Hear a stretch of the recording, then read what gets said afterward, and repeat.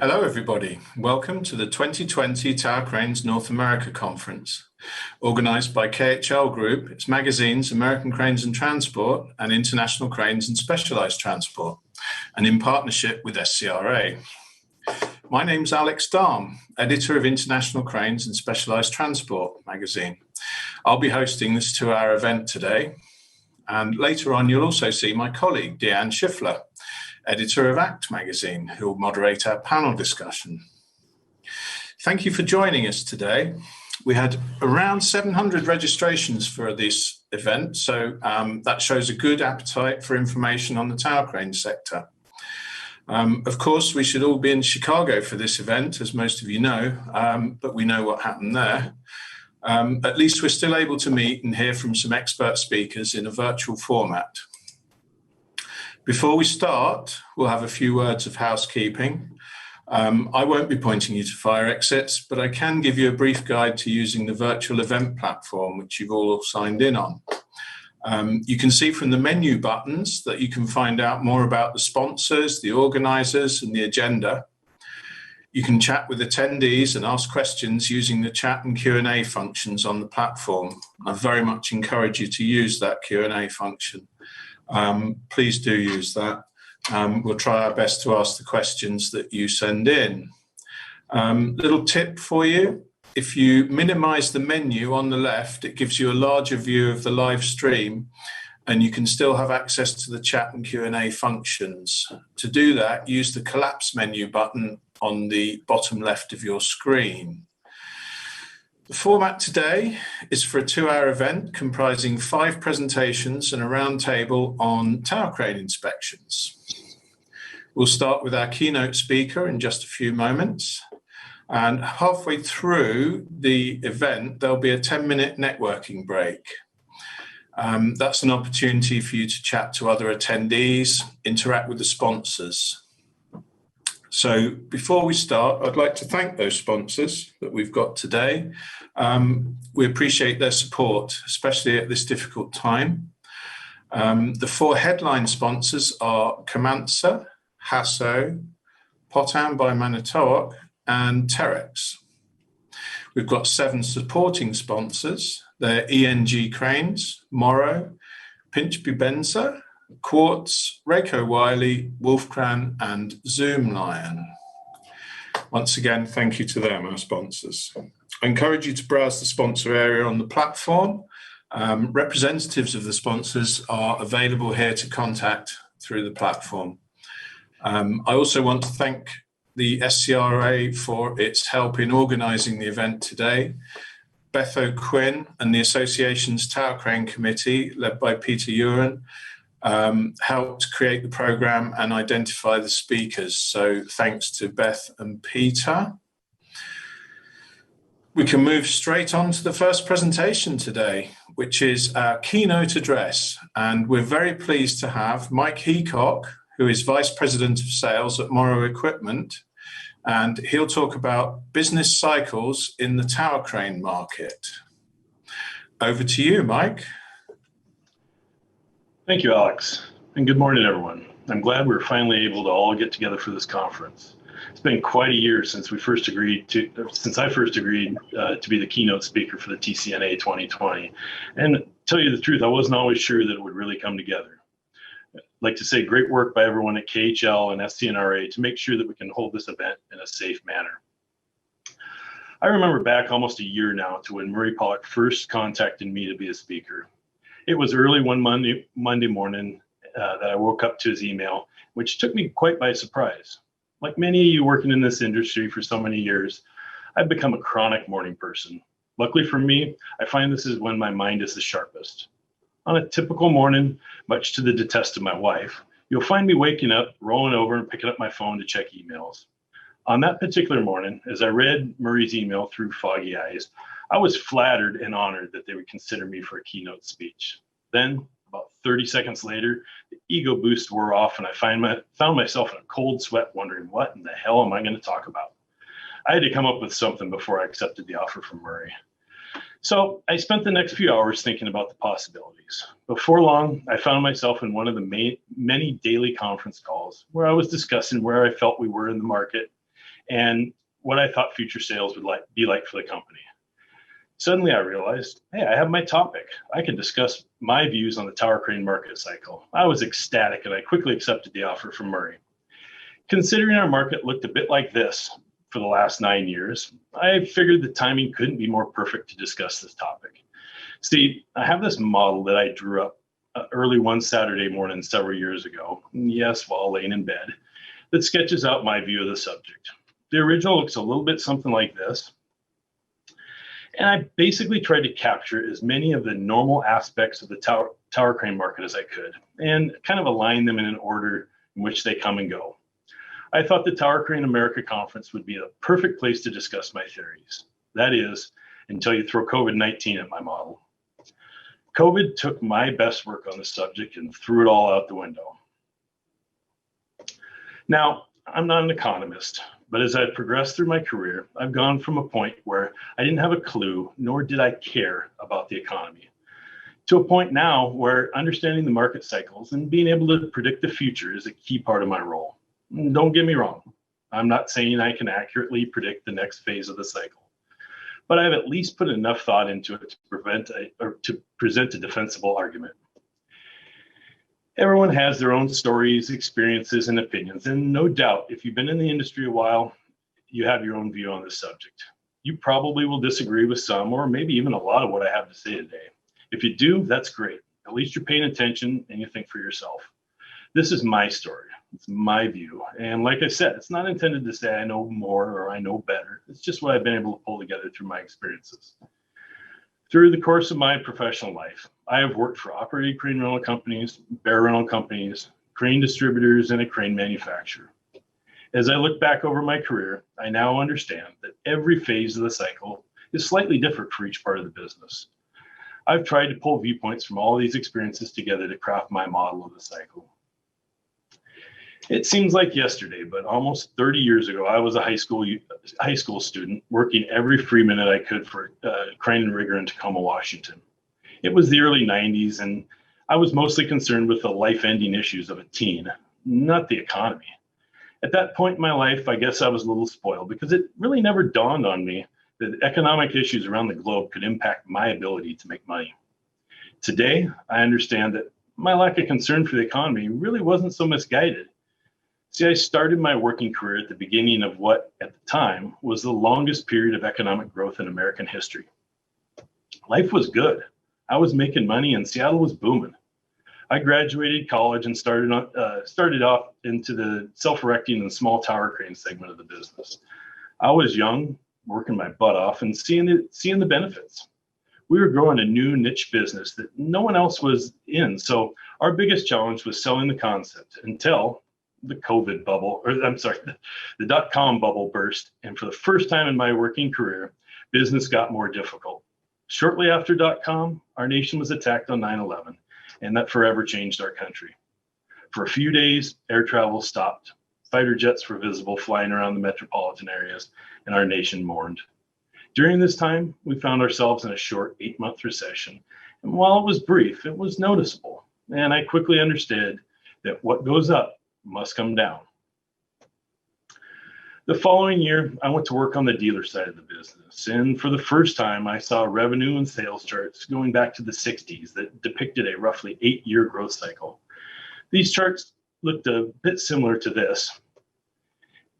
And I thought, well, now that I see the roadmap, this should be easy. The market was building steam, and for the next 6 years, I was strapped under a rocket of growth that seemed like it would never end. Wow, what a ride. At this point in my life, I was in a position where considering the economy and forecasting equipment needs was a much bigger part of my role. During the short recession of 2001, I remember people saying, this isn't a normal down cycle. It's caused by tragedy, and it really isn't typical. In late 2008, we again found ourselves staring down the throat of decline and fiscal suffering, but this time on a scale only those who lived through the Great Depression had seen. Again, we heard this isn't normal, but whether it's normal or abnormal, we were in trouble. Over the years, I've learned when you see an adjective like great in front of words like depression and recession, you should probably take notice. I've also learned that the economy of the construction industry trails the general economy by at least 12 months. I wish I would have known that in December of 2007. Many people in our industry don't remember, but that's really when the Great Recession began. We didn't feel it until the fall of 2008, but once the existing projects finished up, everything stopped. All I can say is tower stacked to the moon. You couldn't rent enough yard space to store tower cranes. You didn't want to put a tower crane in the auction because there was a risk it might not sell and further hurt the value. Officially, the Great Recession was 18 months. For the tower crane industry, it took 3 years to start to clear out the storage yards and feel like we were alive again. By the time the industry was back on its feet, I had changed over to the manufacturing side of the business. And with the exception of a small blip from federal stimulus packages, there was no measurable sales growth until 2014. Once it began, though, the continued year-over-year growth in sales was great. However, after nearly 11 years of economic growth and 9 years of solid construction and crane rental growth, I began to see some of the early signs of the market beginning to slow. Then our new friend COVID-19 slammed the door on what I thought would be a gradual slowing and shallow downturn. Can you really shut down the economy? Unfortunately, we now know you can. As of this point in time, every growth streak in my career has ended, not in a natural curve, but in what feels like a cataclysmic event. Why do the more recent streaks seem to end so abruptly and tragically? Is it our global economy? Maybe it's our 24-hour news channels blowing everything up for ratings. Or it could be a day trading, computer algorithms, and social media. I don't know. It might be a combination of all. I'm really not sure. What I am sure of is if the end of a cycle doesn't represent a train running into a brick wall, then my market cycle drawing I crafted that Saturday morning several years back should hold some keys to identifying where we're at in the natural cycle. Now, if we look at a slightly more refined and presentable version of my market cycle diagram, you'll begin to identify some of these trends that we saw during the recent recessions. I originally laid out the cycle in quarters, but since then I've continued to refine the structure, and I realize there's an early and a late phase to every quadrant. So let's take a look at each phase, starting off at the bottom. Clearly, coming off the bottom of the trough feels better than going to the bottom of the trough, but it still represents tough times. Low utilization, low rental rates, very limited sales for the manufacturers. These are not happy times. However, one bright spot is usually the used equipment market. Even in a slow market, there are still some job sites working. If you need to acquire equipment for a project, a used crane purchase may be a better proposition when the business is tight. I also have always found that the top slewing tower cranes tend to lead each cycle, with the fast Erection and the city towers following about 12 months behind. As we get near the end of this first phase, the core rental fleets of top slewing tower cranes have decent utilization, and their rental rates are starting to improve. The used sales then begin to dry up, and the new sales from manufacturers begin to see the light at the end of the tunnel. As we come into the next phase, things really begin to pick up. Utilization is much better, and the rental rates are getting to the point where acquisitions make the best financial sense. Larger fleet owners begin to plan volume purchases, and manufacturers are wrapping up to meet demands. Keep in mind, the end of this phase is the peak. So as utilization tops out, rental rates will continue to climb to the highest point the market will tolerate. The business at the end of the second phase is a frenzy of activity. Suddenly, no one remembers the pain and suffering of the time spent in the trough, and everyone wants to be in the tower crane business. New competition on the rental and manufacturing segments pops up all the time. Some end customers, faced with very high rates and very limited availability, look to buy their own equipment in an attempt to control their destiny and maximize their profits. I heard a wise man once offer the following advice for how to be successful in the tower crane business. He said, you either have to be all in or all out. For long-term success in the tower crane market, there really cannot be any ambiguity in your commitment. As we move through the next two phases, these commitment decisions will be tested. After the market peaks, the rental segment is actually still pretty good. However, as we progress through the phase, it becomes apparent that utilization is slipping and the rental rates are beginning to soften. The volume purchases are essentially over, and new equipment purchase decisions become very project specific. All the new players in the market are still out there. However, they're all now fighting for the same limited work, which drives the business to a much less profitable position. Overall, everyone is looking forward and hoping for a soft landing and a shallow trough, followed by a speedy recovery. Sometimes, like 2001, that happens. And then other times, like 2008, it doesn't.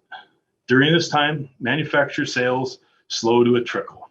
And if we devolve enough, some of those who entered the market just before or just after the peak might go away. Their equipment will help fuel the used market as everyone holds on until unemployment rates begin to improve and North America begins to build again.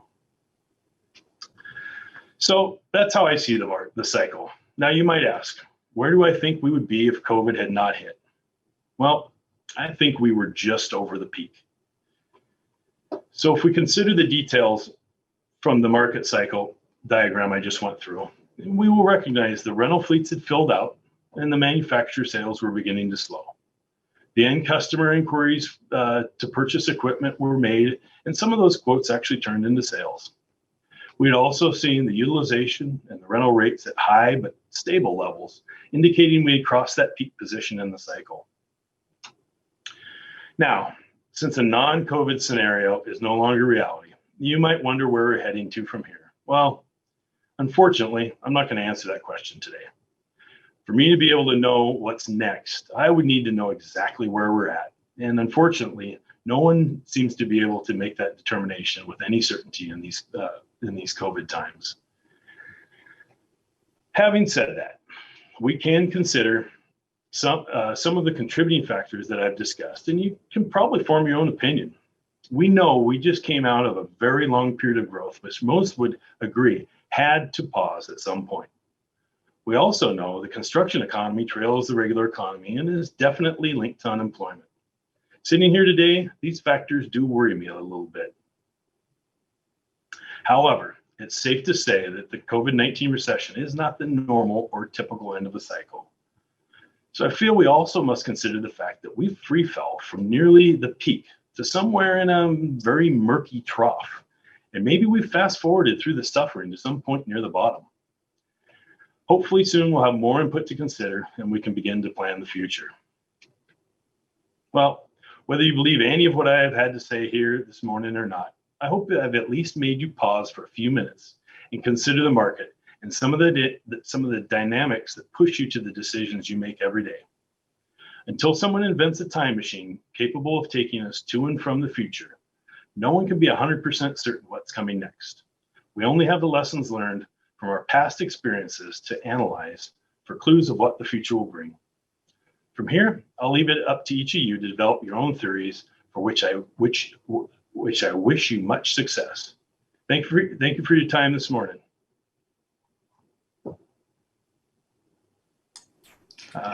Thanks very much, Mike. We need to have some questions now. Right. Well, I've got a question, Mike. If the market's going down and you've got too many cranes, do you dump them quickly, or do you wait a bit and hang on to them, or do you dump them quickly and make sure you get someone to buy them from before they've all before all the buyers have gone? Well, I think that depends a little bit on your company position. I think a lot of the big fleet owners buy their cranes for long periods of time, and they're going to carry them for 10, 15 years or more. And so for them, they hold on to their equipment and they ride it out. I think a lot of the people maybe that are going to make the decision to dump their cranes and get rid of them as the market starts to get tough. A lot of them might be on projects, and as we know, as the economy starts to slow, those projects are still ongoing. So by the time they have the equipment available to get rid of, we might be in a very bad position as it is. So kind of depends. I don't know that there's an easy answer to that, but it'd be whatever is right for the business. Thank you. Another question: Can you give us an indication of the percentage drop in crane utilization in North America at the peak of the pandemic during the lockdown when it was at its worst? How much was it down? And where is it now? Is it still below normal at the moment? Yeah, I mean, I think it's a little bit dependent on the region, but in the country. But I think, like I said, of course, initially there was a pause. Some job sites shut down in some regions, other job sites didn't shut down. But the cranes that were still out were still erected, and a lot of them, if not all of them, have gone back to work. So the project's kind of just delayed and paused. Now, since then, the new projects hitting the market have slowed, of course, and so I think some of the utilizations have dropped. At the height of the pandemic, I think everything kind of paused, and the job sites that were going to be shut down just shut down. So we are seeing tougher times and a lot tougher competition right now in the market. So are you seeing the contractors are suffering now? Yeah, I mean, I think everybody's starting to suffer and kind of wonder what's next. I think for me, one of the big things that I've always noticed for the market to get back going again is the unemployment rate's got to improve. The unfortunate thing right now is some of the hardest hit pieces of the economy are some of the things that really drive some of our economy, right? I mean, office buildings are a big piece of our work. A lot of the tourists and entertainment type facilities are a big piece of our work. So those things right now are tough, and that's really where the uncertainty comes for me. Is when are those businesses going to start to put people back to work? When are they going to be able to reopen again? And once they reopen, how long is it going to take for them to really make the decision to start to build again? So how soon after the election do you think that'll start happening? Well, I don't know that I can predict that, but I hope soon. I think we're kind of getting a little bit of a double whammy right now with the economy, and then there's always a little bit of a pause with the election anyway. So I think hopefully we get through the election, we can put that behind us. We'll be where we are, and then hopefully the economy can start picking up from there. Okay. Do you have any message for the crane manufacturers now that you're not a manufacturer? How could they help the rental companies? In particular, no, just keep building great quality products. Okay. Well, thank you very much, Mike. Thanks for speaking today from Morrow Equipment. So from the business cycles of the tower crane market, we go to a wider overview of how the US construction market is performing. We're delighted to have Ken Simonson, who's Chief Economist at Associated General Contractors of America, to do that for us.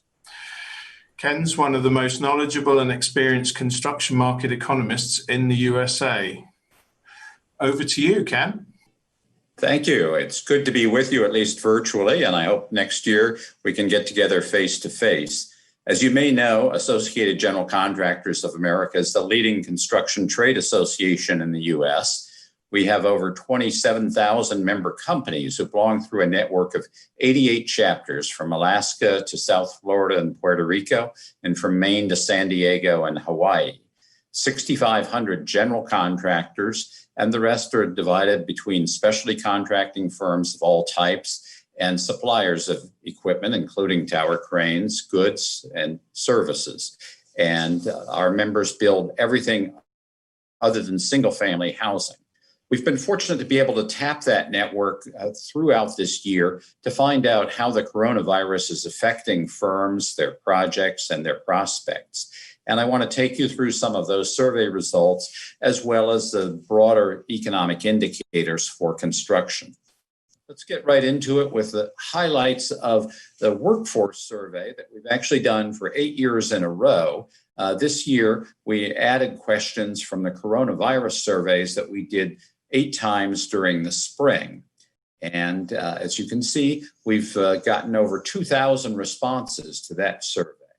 To me, the key answer was, are any owners telling you that they are going to postpone or cancel projects? And unfortunately, 60% of the respondents in our August survey said that yes, that an owner had done that. Not only was that a very high percentage, but it was nearly double what we heard in June in that month's coronavirus survey. On the flip side, far fewer projects are being awarded or expanded. Only 12% of respondents had that experience, and that was down from 21% in June. So on both sides, it seems like business is shrinking. Contractors were running into a variety of problems causing delays and disruptions. Initially, it was a shortage of personal protection equipment, PPE. By June, that cause of delay had pretty well disappeared, fortunately. But we've seen a pretty steady 25% or more say that they've had trouble getting deliveries on time of equipment or materials or parts, and about a quarter saying that it's hard to get enough workers, of either their own or subcontractor workers. As a result, 44% of respondents in August said that projects had taken longer than anticipated. And I was actually pleasantly surprised, only 32% said that projects had cost more than anticipated. Nevertheless, that's a lot of blown budgets. With all of those things going on, it's not surprising that a lot of firms have had to decrease their headcount over the last year. But a quarter of firms had an increase. Partly that reflected the growth in the business up through February, when the industry really fell off a cliff. We've also seen that almost a third of firms say that they're already back to year-ago levels of activity.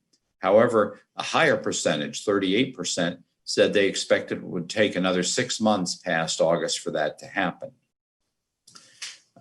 In the workforce survey, we started doing this in 2013 because we were hearing even then that some firms were having trouble filling either hourly craft or salaried positions. In fact, for the last several years, up through the 2019 survey, 75 to 80% of firms said it was difficult to fill some craft positions. And in fact, when we asked about 20 specific crafts, half or more of the firms said that every one of those, or nearly every one of those, was hard to fill. This year, still more than half the firms said that they were having trouble filling a craft position, but no one craft position was a problem for as many as half the firms. On the salaried side, there was also quite a drop in the number of firms who said a position was hard to fill. But of the ones who did list a position as being hard to fill, project managers and supervisors were picked by 80%. So there are still selected workforce shortages. Let's broaden the lens and look at what's happened to construction employment nationally. This graph is made up of data from the Bureau of Labor Statistics, which in its monthly employment report on the first Friday of each month lists 5 construction industry subcomponents. I've put together the 2 residential components.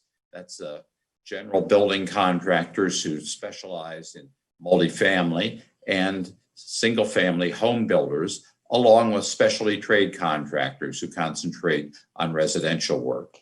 On the non-residential side, we have building contractors, specialty trade contractors, and heavy and civil engineering firms. And what you see here is that from February to April, the industry took a really steep slide, lost over 1 million jobs in just 2 months. There was a sharp rebound in May, thanks to the quick adoption by 80% of the respondents in our survey of the PPP loans, those Paycheck Protection Program loans that Congress made available at the beginning of April. And also the shutdown orders that governors, mayors, and many owners had imposed were generally lifted. So the industry was able to recall a lot of workers who had been laid off or furloughed. The rebound continued at a more modest pace in June, but from June through September, we've seen an increasing split. The residential side, single-family home building in particular, and household renovations and additions has kept going very strongly, adding about 1% a month. Non-residential businesses, however, have continued to stall, and actually non-residential construction employment is down 0.2% between June and September. Let's look at the spending side. These are figures that the Census Bureau puts out on the first business day of each month. It's a series they call Value Put in Place. They're trying to measure the actual spending on projects underway each month. You may be familiar also with the figures from Dodge Data and Analytics or Construct Connect. They privately collect information on project starts, and they put the entire value of a project into the database the month that it starts, and then it disappears. So their series is a lot more volatile. It's also useful in terms of telling you what's coming up and is the sector starting to grow or decline. The Census Bureau is a snapshot of what's actually taken place in the last month. And so that's a much more smooth series. A $1 billion project comes and goes right away in the Dodge and Construct Connect numbers. It plays out over a 24 or 48 month period, however long it takes to finish off that project in the census series.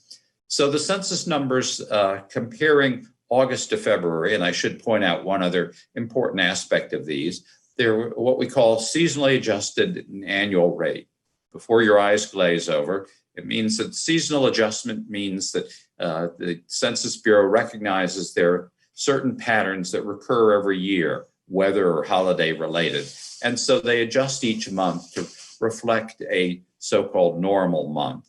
And then they take that adjusted number, multiply by 12, so you can readily compare any month's total to a full year. The August number was down 2% compared to February, much milder decrease than the actual employment figure. And that reflects all those projects that were still going on, even though new starts had really dropped off. Within that total, there are three important components. Residential was down just 0.6%. Private non-residential was down 5%, and public projects were down 0.3%. Normally, most public work is state and local, but in this case, we had a big surge in federal construction, specifically public safety. I think that was probably the border wall and maybe some detention centers related to immigration. At any rate, the largest segments are shown in the rest of this slide in descending order of August 2020 spending totals. Power, that includes every kind of power generation, whether traditional or renewable, transmission and distribution, but then census adds in the construction around oil and gas wells and also pipelines. Well, both the electric and the oil and gas components of power construction were down pretty sharply, 7% overall. Highway and street construction down a more modest 3%. And I think that reflected the fact that this was a category in which some companies were given the chance to work more rapidly, close more lanes or close lanes for more hours. Education has a fairly steep decline, but you can see it's starting to show a division between primary and secondary down 6% and higher ed down 10%. With the huge drop off in student enrollments and the loss of tuition and student fee, and in some cases, athletic revenue, many universities and colleges are going to be drastically cutting back on their spending programs. Commercial is a term everyone seems to use differently. In the case of Census Bureau, it refers to retail, warehouse, and farm construction. And not surprisingly, double-digit drop in retail construction spending and growth in warehouse construction. Now, office looks like it's in pretty good shape. and I know that's an important market for tower cranes. Unfortunately, these definitions date back all the way to the 60s. And at that time, a data center was a room with a false floor and special air conditioning inside an office building. Well, now data centers are data farms or server farms are places that have really no office at all. But Census continues to include them in the office category, and they don't break them out.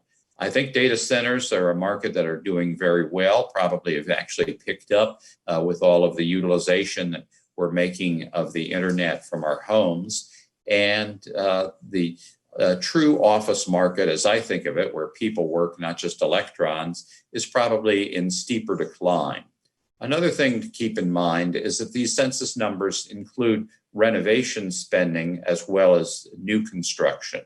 And so the office market and many other categories certainly seeing a lot of remodeling in order to accommodate more distancing, perhaps screening entries and other changes that unfortunately may not generate demand for tower cranes. Manufacturing is a mixed category, as you can see. Several parts of it, notably electronic and electric equipment and components and food and beverage have had double-digit growth. Again, this reflects the shift in buying patterns and where we're buying things, the quantities, and so forth.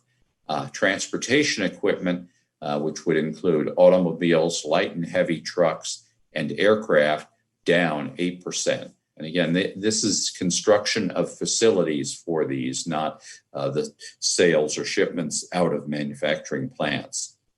And then lastly, among the major components, transportation facilities.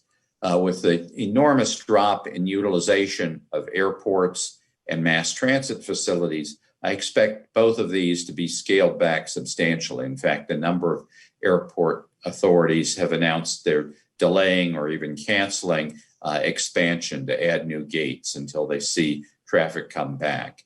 The large rise in mass transit spending is quite a surprise, but I think it reflects how many years it takes to complete these projects that may have started several years ago. And looking at the new starts, we're not likely to see much for several years. Well, let me show you one other source of data. The Bureau of Labor Statistics each month puts together thousands of producer price indexes. Most of these, they get the information by asking a manufacturer, a wholesaler, or other vendor, what would you charge? What did you charge last month for a specific product? They have another kind of index, though, that I call a bid price index. The formal name is the Producer Price Index for New Non-Residential Building Construction.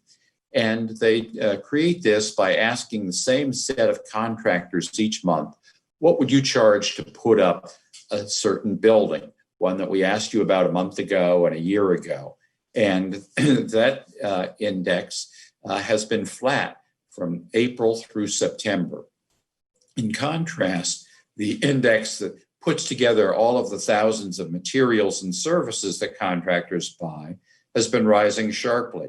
The index for inputs to new non-residential construction has gone up 5.5% in just 5 months. And the index to new residential construction has really soared as lumber prices have reached unheard of levels. Unfortunately for contractors, the gap between this bid price index and the input index, it means that they are really being squeezed on their costs unless they can achieve unusually strong productivity savings. But let's recap what we've experienced so far. Unprecedented 2-month job losses, 1.1 million from February to April. That was 14% of the jobs that existed in February. In fact, it was half as many jobs as the industry lost in its 5-year downturn from 2006 to 2011. The rebound was also very strong and sudden, up by nearly 2/3 of the jobs that were lost. But in the last few months, that rebound has split into 2 components. The residential has continued to go from strength to strength. It's almost back to its February level. non-residential construction employment has flattened out and even dipped a little bit. Less than half of those jobs have come back. And in more recent data from the Bureau of Labor Statistics, AGC found that only 8 states in the District of Columbia have regained the construction employment levels they had in February. And in the most recent month, a majority of states, but only a small majority, had a gain from August to September. PPP loans helped a lot of firms bring workers back, but now they've used up those funds or they're on the verge of doing so. Unless Congress can come together in the next few weeks with a new relief package that includes an expansion of the PPP loans, I think more firms are going to have to lay off workers unless they can win new projects. But unfortunately, cancellations are growing and project announcements seem to be shrinking. The home building and home renovation side doing great and should continue very strong through next year based on permit starts and other indicators. Multifamily, the permits have really been tapering off so sharply. As current projects finish up, I think we'll probably see less total spending on multifamily, but it's not all gloomy. In the less dense markets, suburban markets, multifamily is still going on. But for the super high price projects in big cities such as New York and San Francisco, I think it'll be a long time before those cranes come back. On the non-residential side, a lot of signs of weakness. So let me switch to the medium-term impact. I don't have a forecast for when the recovery will begin, except to say that it's really dependent on our getting a vaccine that's not only safe and effective, but distributed and affordable to enough of the public, and the public actually starts to take it before people are willing to go back to school, to offices, to entertainment, and to travel. Even when that happens, we have every type of owner is likely to hesitate before resuming construction, whether it's a business that was ready to expand, a landlord or investor who have seen a loss of rents, institutions such as universities that have lost a lot of students and not sure when it's safe to bring them back, or state and local governments that have seen a big drop in revenue and unexpected, unbudgeted expenses while they still have to make their budget balance in the current year.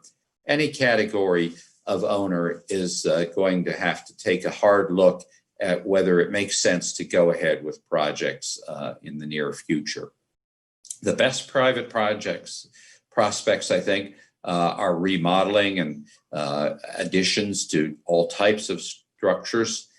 Certainly local distribution centers, a very hot market. Amazon alone has said that it plans to buy or build 1,000 such centers, perhaps as many as 1,500. And then data centers, even though we don't get data on those specifically, by all accounts, that's a market that has gone from warm to hot. The best public prospects really depend on what Congress does. We have had a one-year extension of the so-called FAST Act that will enable state DOTs and local transit agencies to keep going ahead with projects up through September 30th of next year. But in terms of getting additional federal funding beyond what was already covered, that's really going to depend on what happens with Congress. The signs aren't good for anything affecting infrastructure for the rest of this year, but things could change very rapidly next year. Back in 2009, within 4 weeks of taking office, President Obama signed the American Recovery and Reinvestment Act, or the stimulus bill as it was known then. So Congress and the president can get together fast when the conditions are right. And it doesn't have to be all one party. I think President Trump, while he sent out ever mixed signals, the fact that his Treasury Secretary has continued to negotiate with the House leadership does suggest that following the election, the president may go ahead and strike a deal. I do think, though, that there is going to be less demand for state and local building construction that is not supported by federal funds, either directly or through backfilling state and local government budgets.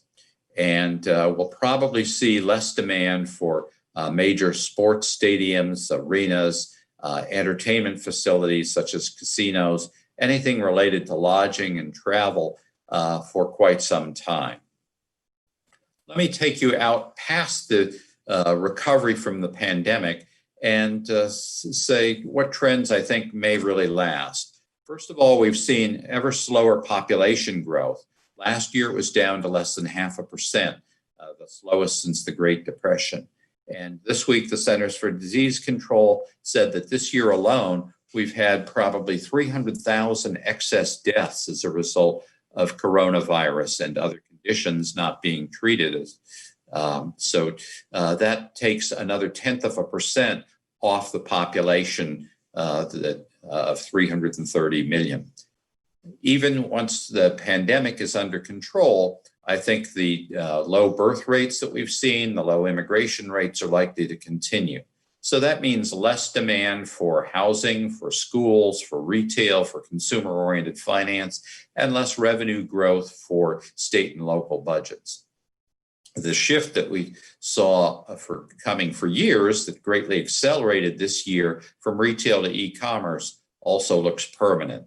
But distribution structures are likely to change as it becomes harder to find workers to work inside them, and there's more of a premium on automation, both within the structures with delivery to them and delivery to end customers. So I think distribution structures are likely to grow higher and occupy a smaller footprint. So that's likely to be a good market for tower cranes. More specialized and online healthcare facilities. We've stayed away from hospitals as much as we can. We've learned to use telemedicine, and we're certainly avoiding nursing homes and putting people in them. It's not clear what will replace that as population continues to age and potentially more people wind up needing long-term care as a result of coronavirus. But I think that we can expect there will be continued evolution in the types of facilities that deliver health care. One category that I don't think will change very much, K through 12 schools, that those have been, that we have about the same number of kids going to school as we did a year ago, and the locations that they'll be going. So far, we haven't seen sign of permanent change in that. More of them may be going to schools in new locations.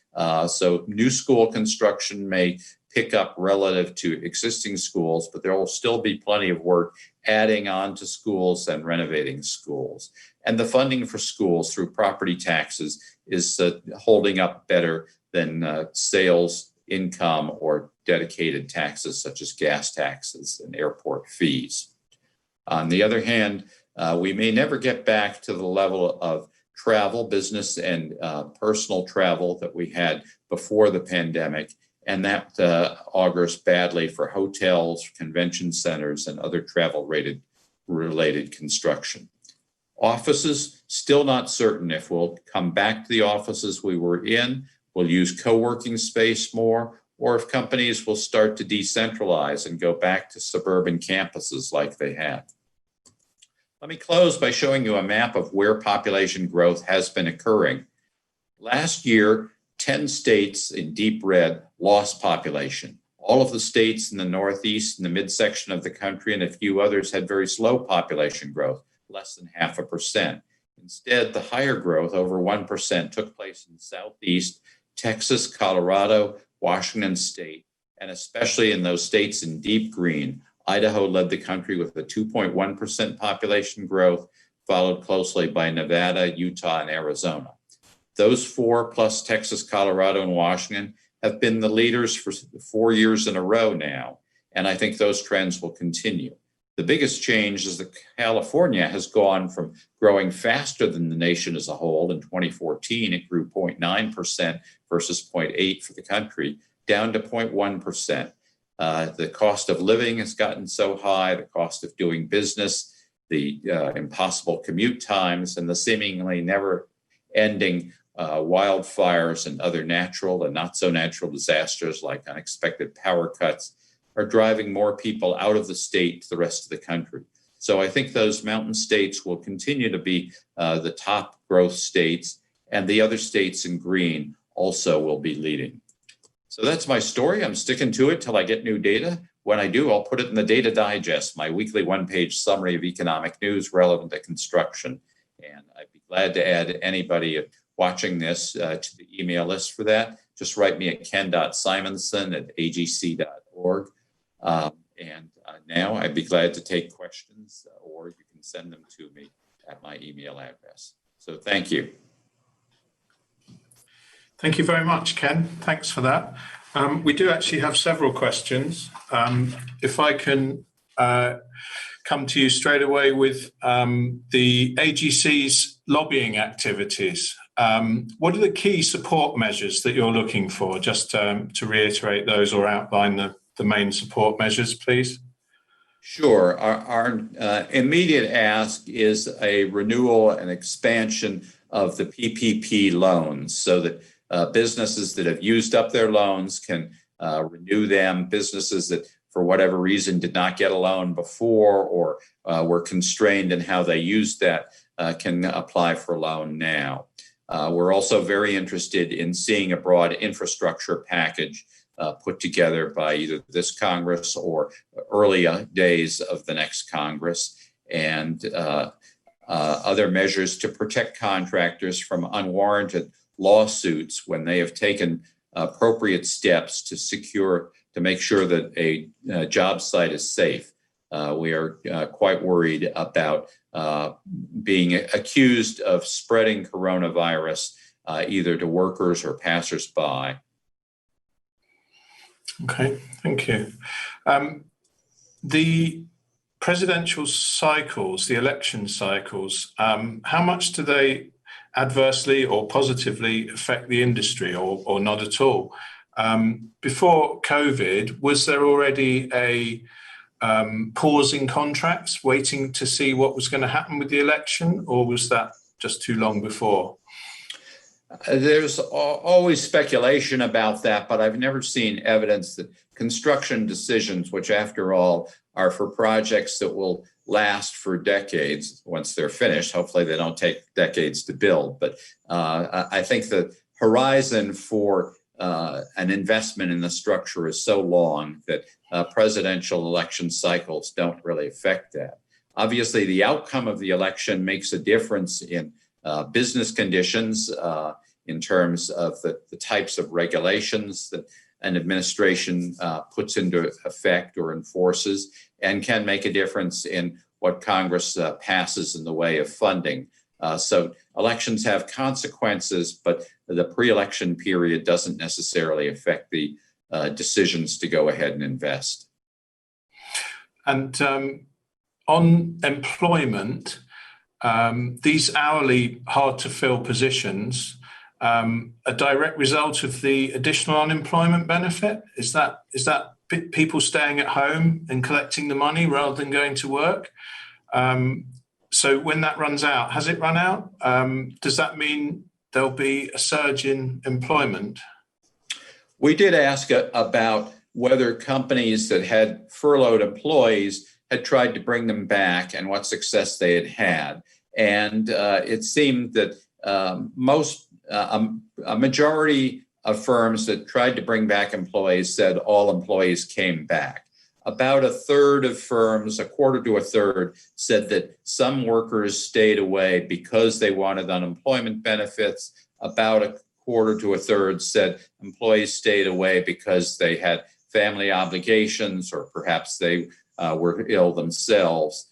And then about a fifth said employees had stayed away for other or unknown reasons.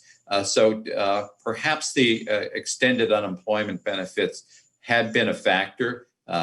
Congress has not renewed those. So to the extent that it was making a difference, it should make much less of a difference going forward. Okay. One more question.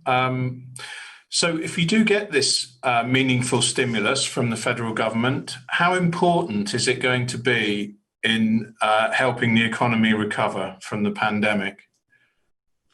Well, in 2009, I think the American Recovery and Reinvestment Act definitely helped keep some construction firms and manufacturers and other suppliers afloat. A large part of the money went for one-time relief for households, and I would expect that a package that Congress passes in early 2021 would also put more money into those short-term things, such as the $1,200 check that many taxpayers received last spring, or the extended unemployment benefits. But I think that the real benefit for the economy over the longer run is creating those assets of lasting value that add to productivity and the nation's welfare. So we'll be arguing hard to make sure that there is a lot of money for that. But it really will depend, I think, on the makeup of the next Congress and the preferences of the next president. Okay, thank you very much, Ken Simonson, AGC. We'll move on to our third speaker. Thanks, Ken. Glad to do it. Our third speaker will talk about tower crane insurance and contractual risk options, which is a key topic for the tower crane industry. Later on, we'll talk about this topic with Brian Rolston at P&J Archimet as well. But first, we've got the perspective from experts in the insurance business. Jeff Haynes, Executive Vice President, Heavy Equipment Practice Leader at USI Insurance Services, and his colleague, Randy Pruse, who is Vice President for National Heavy Equipment at USI. I'd like to just hand over straight away to Jeff and Randy. Hello, everybody, and thank you for joining our session today. Alex introduced me. I'm Jeff Haynes, USI National Practice Leader for Heavy Construction Equipment. And I'm joined by Randy. Today, we're going to address a very important topic of contracting amongst the parties involved in tower crane use on a job, consisting of crane provider, generally the lessor, usually, and the owners of the cranes, the users of the cranes, the subs, and the lessee of the cranes, and the GC or the erection company. Will include scope of work for erection services and dismantling of the crane as well. Everything we present today will be congruent with the existing standards and rules developed for construction work over many years. It's a lot to address in a short presentation, and we'll leave 5 minutes at the end for Q&A. We have a diverse group of knowledgeable people in the crowd, and as such, I hope to have good questions and critical input, feedback. As I said, with me today is Randy Pruse, our Vice President of the USI Heavy Construction Equipment Practice. Randy's been with USI for over 25 years and handles the majority of our contract reviews.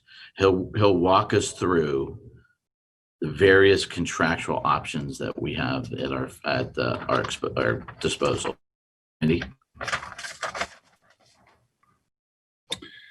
Thanks, Jeff. I think it's fair to say that tower cranes in North America have certainly been unfairly scrutinized from an insurance standpoint. Our data would clearly indicate that tower crane incidents occur at an extremely low frequency. And that's a testament to the managers, safety professionals, and various labor services working on and peripheral to tower cranes that drive safety every day.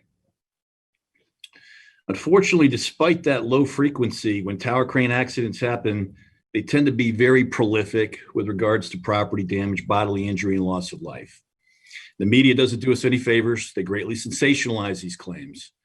And I think, firmly entrenched in the memories of insurance company underwriters sitting up in Chicago and Illinois, are those incidents in New York, Seattle, Dallas, New Orleans, and Florida storm damage claims. And you may ask yourself, why is New Orleans in there? That incident certainly did not involve tower cranes at a root cause or proximate cause standpoint. But at the end of the day, the recollection of underwriters when they bring up some of these accidents does include the New Orleans incident. Now, many of these claims involving tower cranes are associated with assembly, disassembly, climbing, and other hurricane or wind-related weather problems. Insurance companies and their underwriters at this point in the game are extremely risk-averse to tower crane exposure. That reduces capacity. That's a bad thing. That drives up rates and premiums. And we're even starting to see in many cases OSIPs, CSIPs, and other wrap-up forms look to exclude the tower crane exposure in either the operational or erection and dismantlement capacity.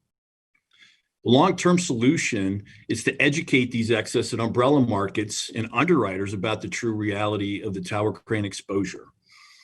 Now, in this last the piece here on this slide, full disclosure, much of this discussion will be largely focused from the perspective of the tower crane owner, provider, lessor of the equipment. That is Jeff Haynes and my specialization from an insurance standpoint.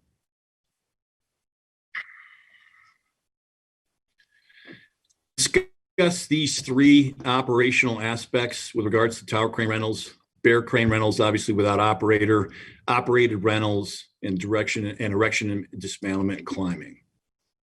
Now, from a bare rental of tower cranes aspect, it's relatively fundamental, right? We would consider these provisions in a bare crane rental agreement fundamental and customary to the process. And purely from a risk and insurance standpoint, we won't get into the other business-related elements of a bare rental agreement, but from a risk standpoint, it should include defense, indemnification, and hold harmless language firmly in favor of the crane provider, preferably on a state-specific basis. That clause should not violate and should be consistent with anti-indemnity statutes.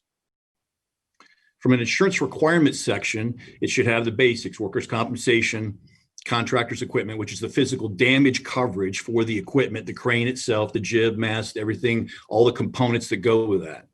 It should apply on an all-risk basis, including wind, flood, and overload or overweight. It should include a waiver of subrogation in favor of the crane provider.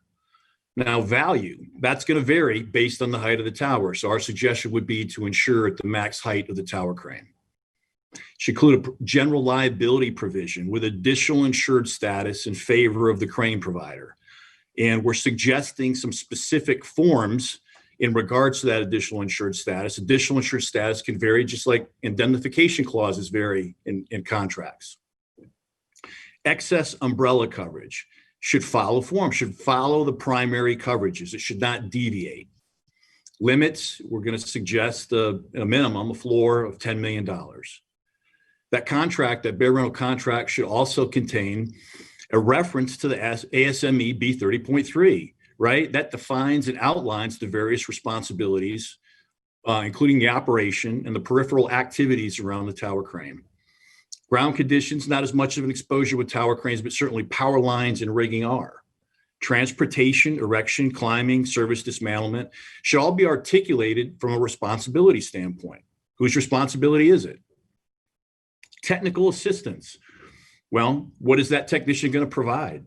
It should be very clear from a contractual standpoint exactly what is, and sometimes more importantly, what is not provided from a technical assistance standpoint.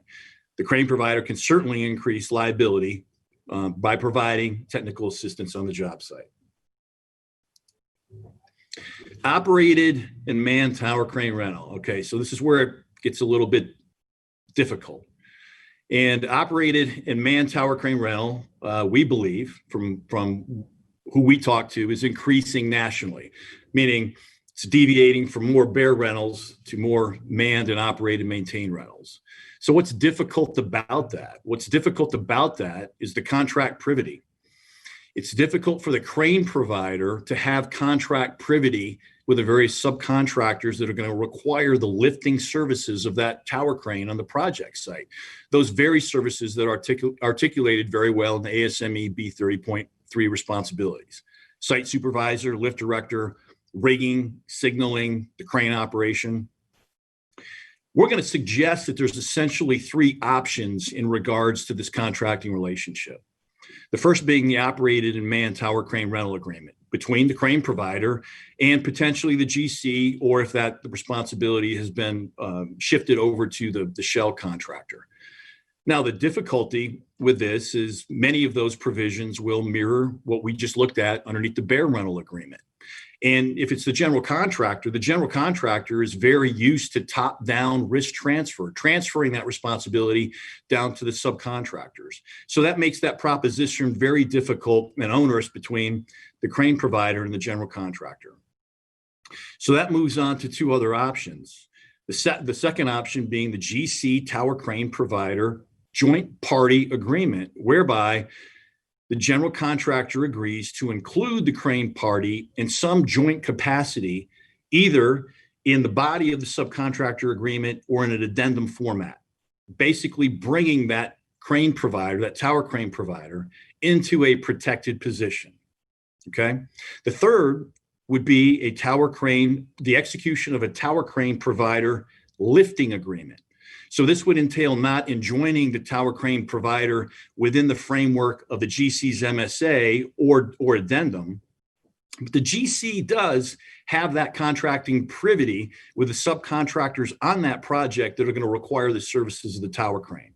So that GC is in best position, really, to effectuate the execution of those agreements. So the first option is the operate and maintain tower crane rental agreement. We're not going to re-review these. We did underneath the bare rental section. I would suggest that this will mirror those requirements with the exception of the physical damage coverage, which would remain with the crane provider under that scenario. Okay, so this is option number 2, GC tower crane provider joint party agreement. So this would represent the draft master agreement between the tower crane company and the general contractor for that agreement to incorporate the tower crane rental company as a protected party into that agreement in some capacity, either in the core agreement or from an addendum standpoint. So here's one of the meaningful sections that we're looking to incorporate into that agreement, right? Subcontractor indemnity. And you can see here, we've got the owner, the contractor included, and we're with the addition of the tower crane rental company. This includes the fundamental components of indemnification clause, indemnification, defense, and hold harmless provisions.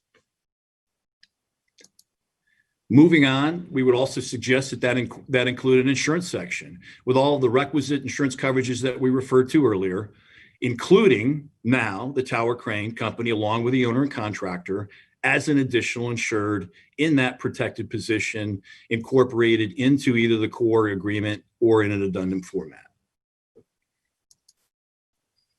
On to option number 3, tower crane provider lifting agreement. This is where the general contractor, with that contracting privity with his subs, facilitates the execution of a tower crane provider lifting agreement between the tower crane provider and the various subcontractors on that project who will use the lifting services of the tower crane. So what's that look like? Basically, a one-page document that'll be signed, executed by those subcontractors requiring the services of the tower crane. And if you look under section 2, the highlighted section there, the meaningful aspect is the indemnification, defense, indemnification, and hold harmless in favor of the tower crane company. Moving down to section number 4. This is where we're incorporating the standard, the ASME standard B30.3 into the contract. We're incorporating those responsibilities, the rigging, the signaling, the functionality of the lift director by definition now, and by responsibility incorporated into the agreement. And lastly, moving down to section 6, those requisite insurance coverages that we discussed earlier, and the highlighted section there, the real meaningful part, the additional insured status in favor of the tower crane provider. Jeff and I are asked consistently, whether the tower cranes comprise 5% of a crane rental fleet or 95% of a crane rental fleet. And if there's any exposure in Florida or any other tier 1 areas, underwriters, both primary and excess, want to see a hurricane storm prep program. There's an inordinate amount of focus on this exposure, given the very few claims that have occurred relative to all of the tower cranes that have been up and exposed in these storm areas. They also want to know, does your rental contract contain a provision allowing for discretionary and protective securement measures of that tower crane as a storm approaches? You know, in some cases, the GCs were maybe reluctant to shut down the job site. And if the crane provider has a number of tower cranes up and exposed in an area, they have to start someplace. They need that authority to begin that process of adding tie-ins, decreasing the height, doing the things that the tower crane companies and providers know to do, but need the authority to begin to execute in that capacity. Erection, dismantlement, and climbing. Well, some claims do happen during this process, obviously. And it needs to be clearly articulated who's going to assume the responsibility for this aspect of the tower crane, installation, assembly, and climbing. If the tower crane company is hiring a third party for these operations, a good, solid subcontract agreement needs to be used. With the same provisions that we've discussed earlier in the rental agreements: defense indemnity, hold harmless protection, insurance requirements, and additional insured protection. Generally, if it's a general contractor doing that, they're already very adept at downward risk transfer, and they will remain in a protected capacity for this exposure if they are hiring that party. Liability limits: if you're the crane provider, we're going to suggest, again, a minimum of $10 million in coverage.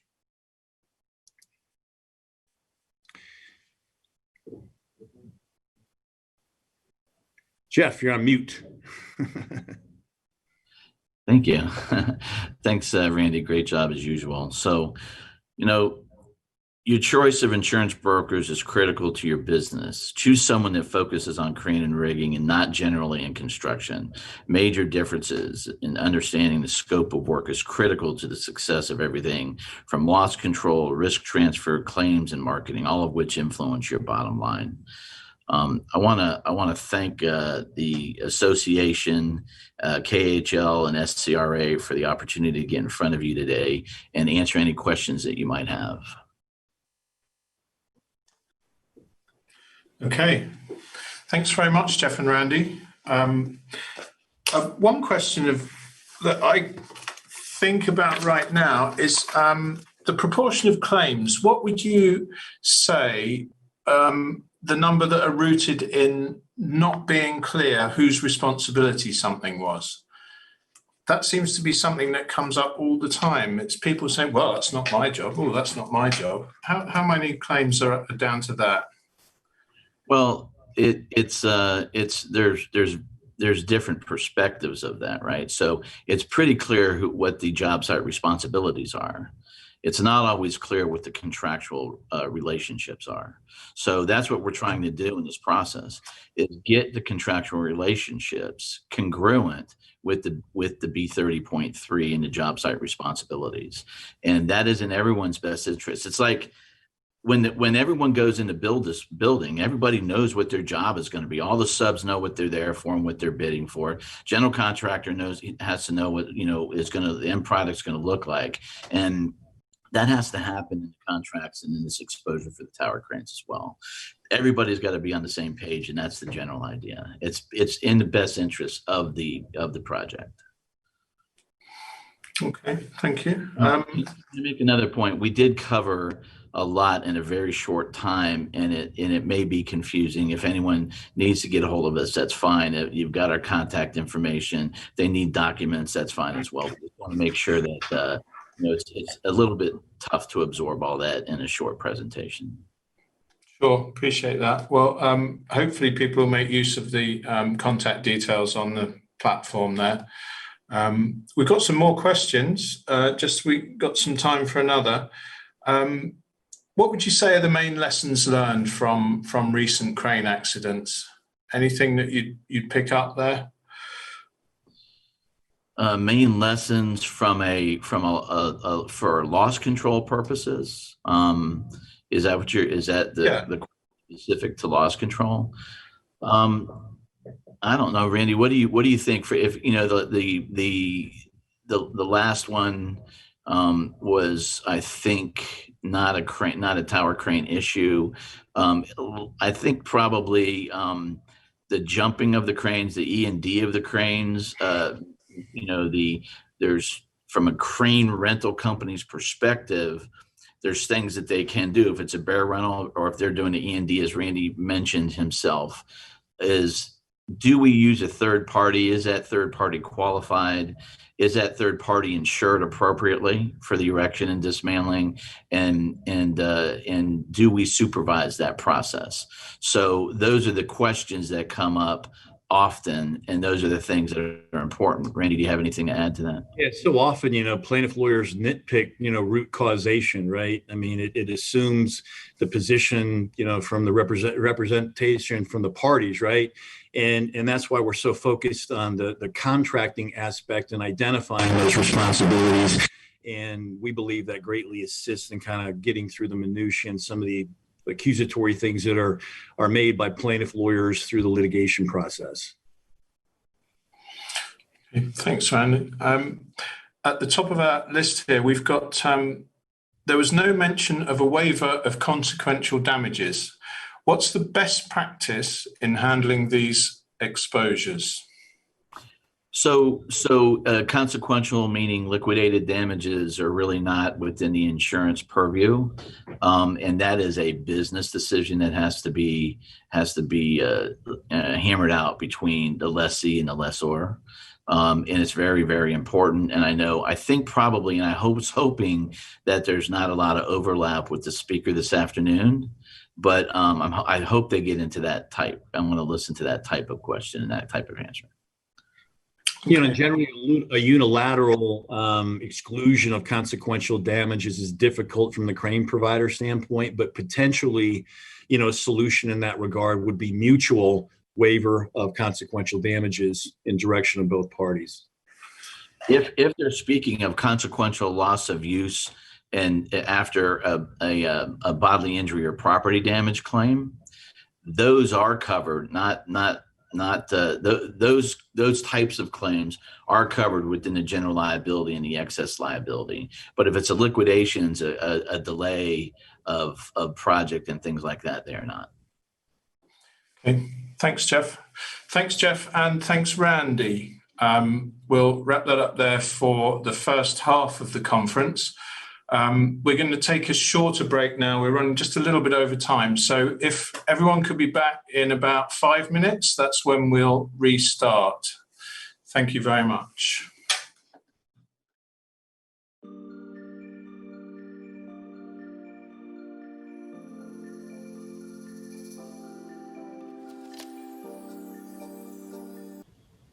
Hello, everybody. Welcome back. We're ready to start the second half of the event. Hope you managed to get a bit of networking done there or something in that time. Sorry it was a bit shorter, but we need to carry on with the program. Next speaker is Mike Walsh, who is president at Dearborn Engineers and Constructors, an industry expert. He will discuss safe assembly and disassembly of tower cranes. Over to you, Mike. Thank you, Alex. I appreciate it. I kind of like to start by echoing the thanks to KHL and also SCNRA for carrying on safely with this conference. It's not quite as much fun as if we'd been in Miami in June, or even if everybody had been able to come to our fair city of wind here in Chicago, but nonetheless, we're on with it. I'd also like to thank everyone that is participating in this for enduring more screen time. I think we're all getting a bit zoomed out at this point, but nonetheless, we're here today, and also that you've lasted this deep into the conference. So thanks very much for being here. So given the change from the face-to-face to virtual, we've kind of condensed time here. So my approach to this is going to be really more high level today than trying to get down into the weeds as far as actual detailed elements for the assembly and disassembly of cranes. So we'll start off with a quick intro to our company, just for those of you that aren't familiar with us, and then roll through these items. Again, to go back just to what Randy had touched on the session previous, there is a really low rate of accidents among tower cranes, which is really a great testament to the industry. But when things go wrong, they tend to really go wrong. And with Ken's presentation, where we're looking at this current economic downturn that we're trying to wade through, and all of the uncertainty, all of that tends to put a lot of pressure on costs and scheduling, which in turn can have an unintentional, or in some cases an intentional, undercut as far as safety is concerned. So approach today is going to be a little higher level.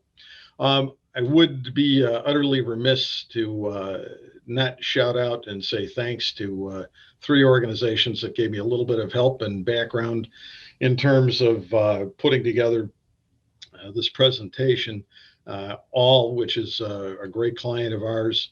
Potan, particularly Didier Forrest, is an excellent article that's out titled "The 10 Steps to Safe and Efficient Tower Crane Erection."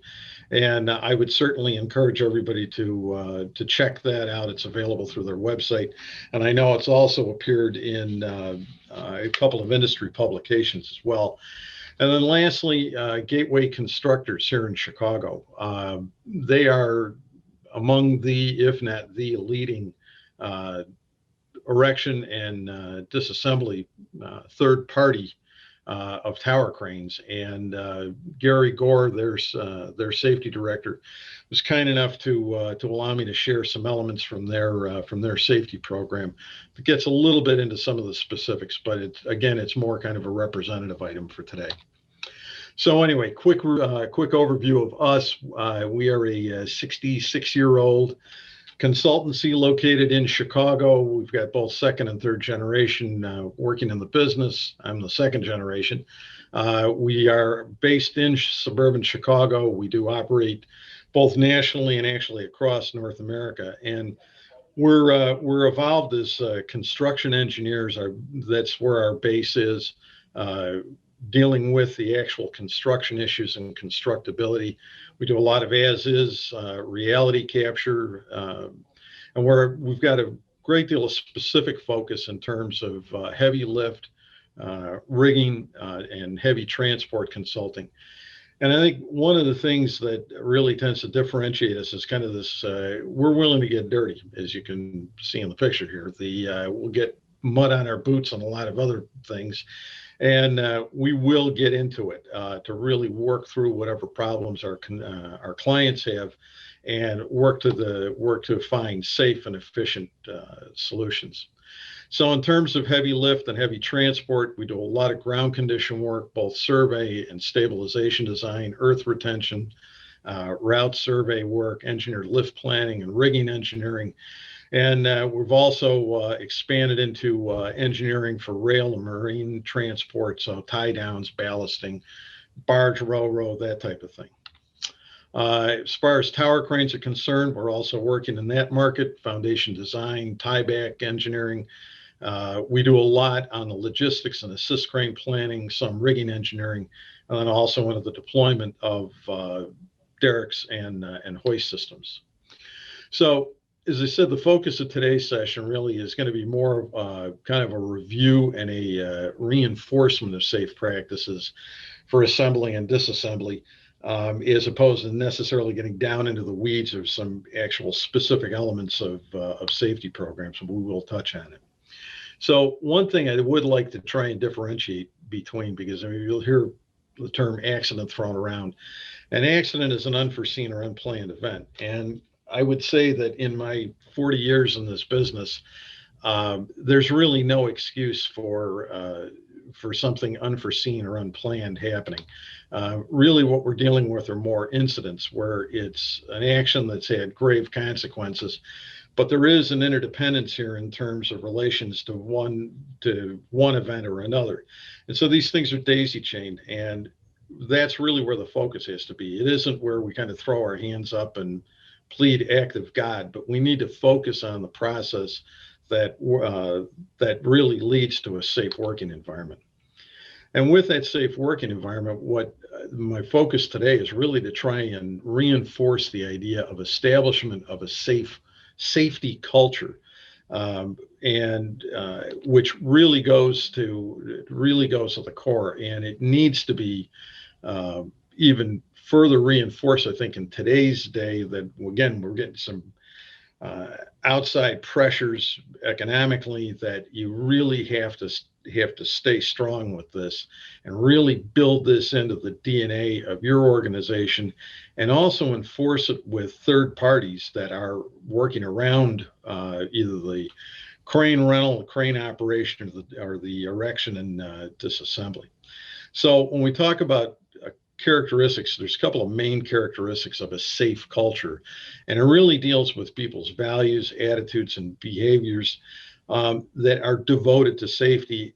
And a step beyond that, it's also then taking that and making sure that it's spread. Those values, the proper values, attitudes, and beliefs are spread throughout an organization, and that's top to bottom, bottom to top. So in terms of defining a safe culture, it's one that's got enduring value and prioritizes worker and public safety. Obviously, particularly with the tower cranes, we've got a fair amount of public proximity to this, and some of the accidents have yielded injuries and deaths outside of the workforce, and so that needs to be focused on. So we're not just looking at the people that are working for us, but also those to whom we have an obligation that are outside of the work area. But this also has to go through every member of each group and go from every level of the organization. And again, this is top to bottom within an organization, and also through prime sub relationships. If you're looking for something in terms of some good background, there's a firm predictive safety. Dave Larisky has a nice blog article that's up, 7 characteristics of a positive safety culture. And as he goes through it, he talks about, starts off talking about a negative or reactive safety program, and how those are really unable to prevent incidents.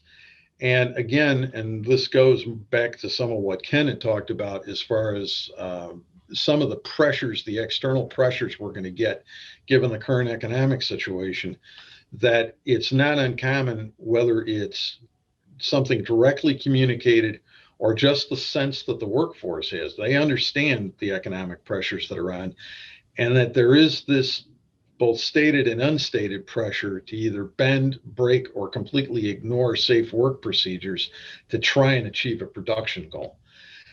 And notwithstanding my time in the Army, and I'd had some time in the fire service as well, excluding those, throughout my work history, I will tell you categorically, I have never seen anything on any project that is worth somebody's life or limb. And that absolute sense needs to be adopted in terms of that there is nothing that is going to take precedent over safe work practices under any circumstances. Deadlines, budgets, it doesn't matter. Everybody needs to go home safely at the end of the day. Another key characteristic of a positive safety culture is one that's really informed and driven by those that are the frontline troops, not the tablets coming down from the mount from either the safety department or from management, but it really has to start at that base level. Number one, you're going to have absolute buy-in at that point because they help develop it. But also they have the best grasp on what they're trying to do and how they're trying to do it. We need to help guide them in terms of making sure those practices are safe. We also have to make sure the system is consistent, that it's uniformly operated and applied. And probably one of the biggest things is that it's clearly communicated. And communication is absolutely critical. So whether it's at a strategic level where you're trying to communicate your program either within your organization, or you're trying to communicate the program to your subs, but even more so at a tactical level on frontline communication for the execution of tasks, and particularly given the I would say the absolute ballet that takes place in terms of the assembly and disassembly of tower cranes. That type of tactical level communication, whether it's hand signals, verbal communication, written communication, all of that It has to be clear. It's got to be concise. And also, yeah, it does need to be timely, because coming in a day late, you're going to be more than $1 short. Now, there's the old adage, I'm sure we've all heard the hackneyed deal about failing to plan is planning to fail. And so it is critical that that these are looked at as processes.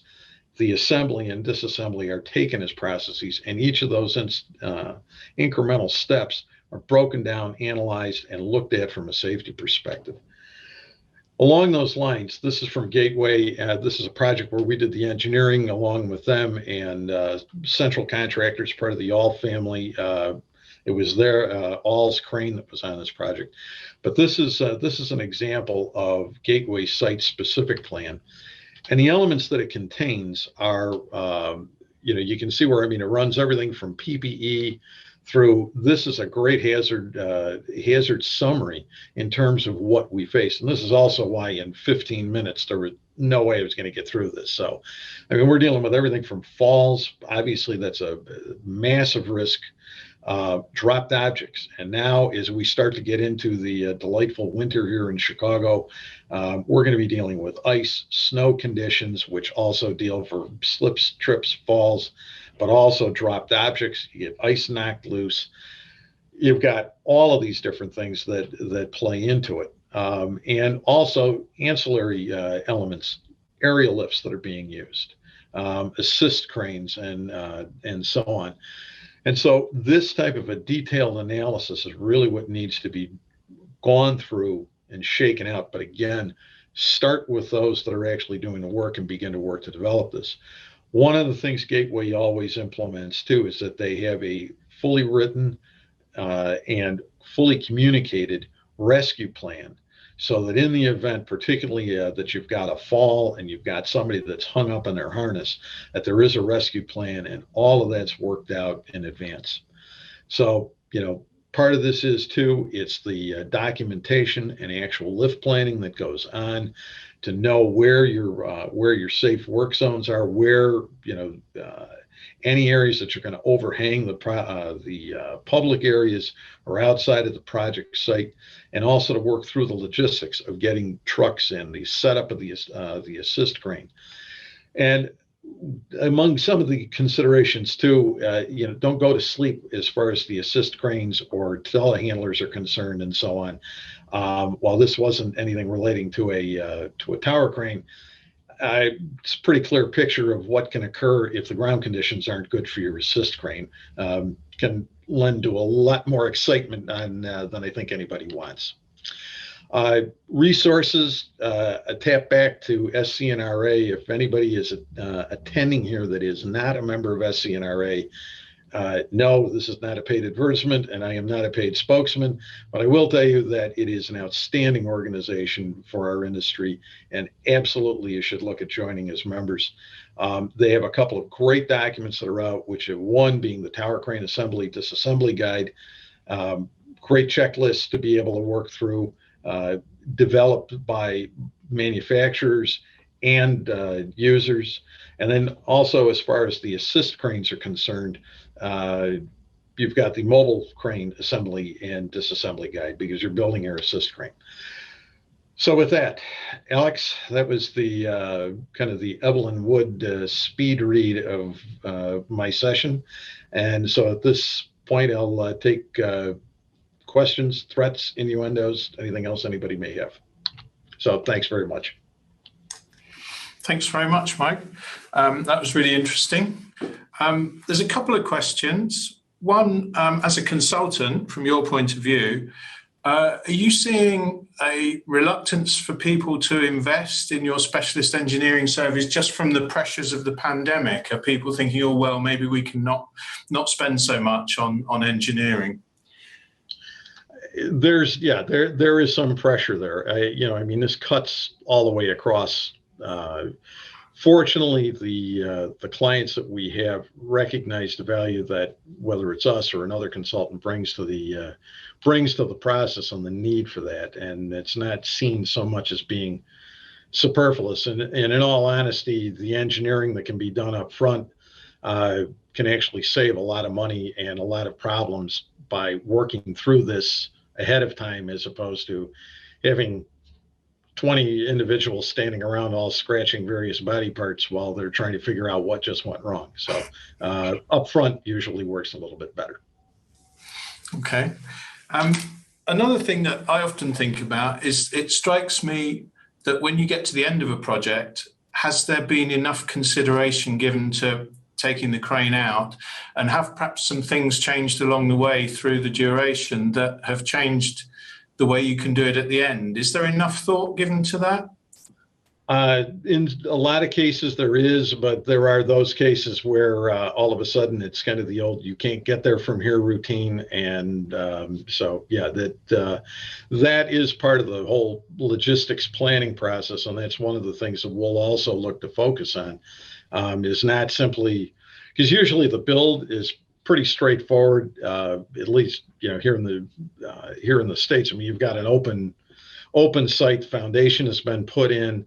You can pretty much get your assist crane and bring in all of the piece parts for the tower and get to it relatively easily. It's, as you very adroitly point out, it's after the building is built, then it's like, okay, now what? And so now we've got to try and get this out and maintain traffic flows on the streets in the area, try not to have the crane end up in another building and now try and call it art. So it's there's a number of issues that we go through, but yeah, with proper planning, I mean, we can head a lot of that off. Okay.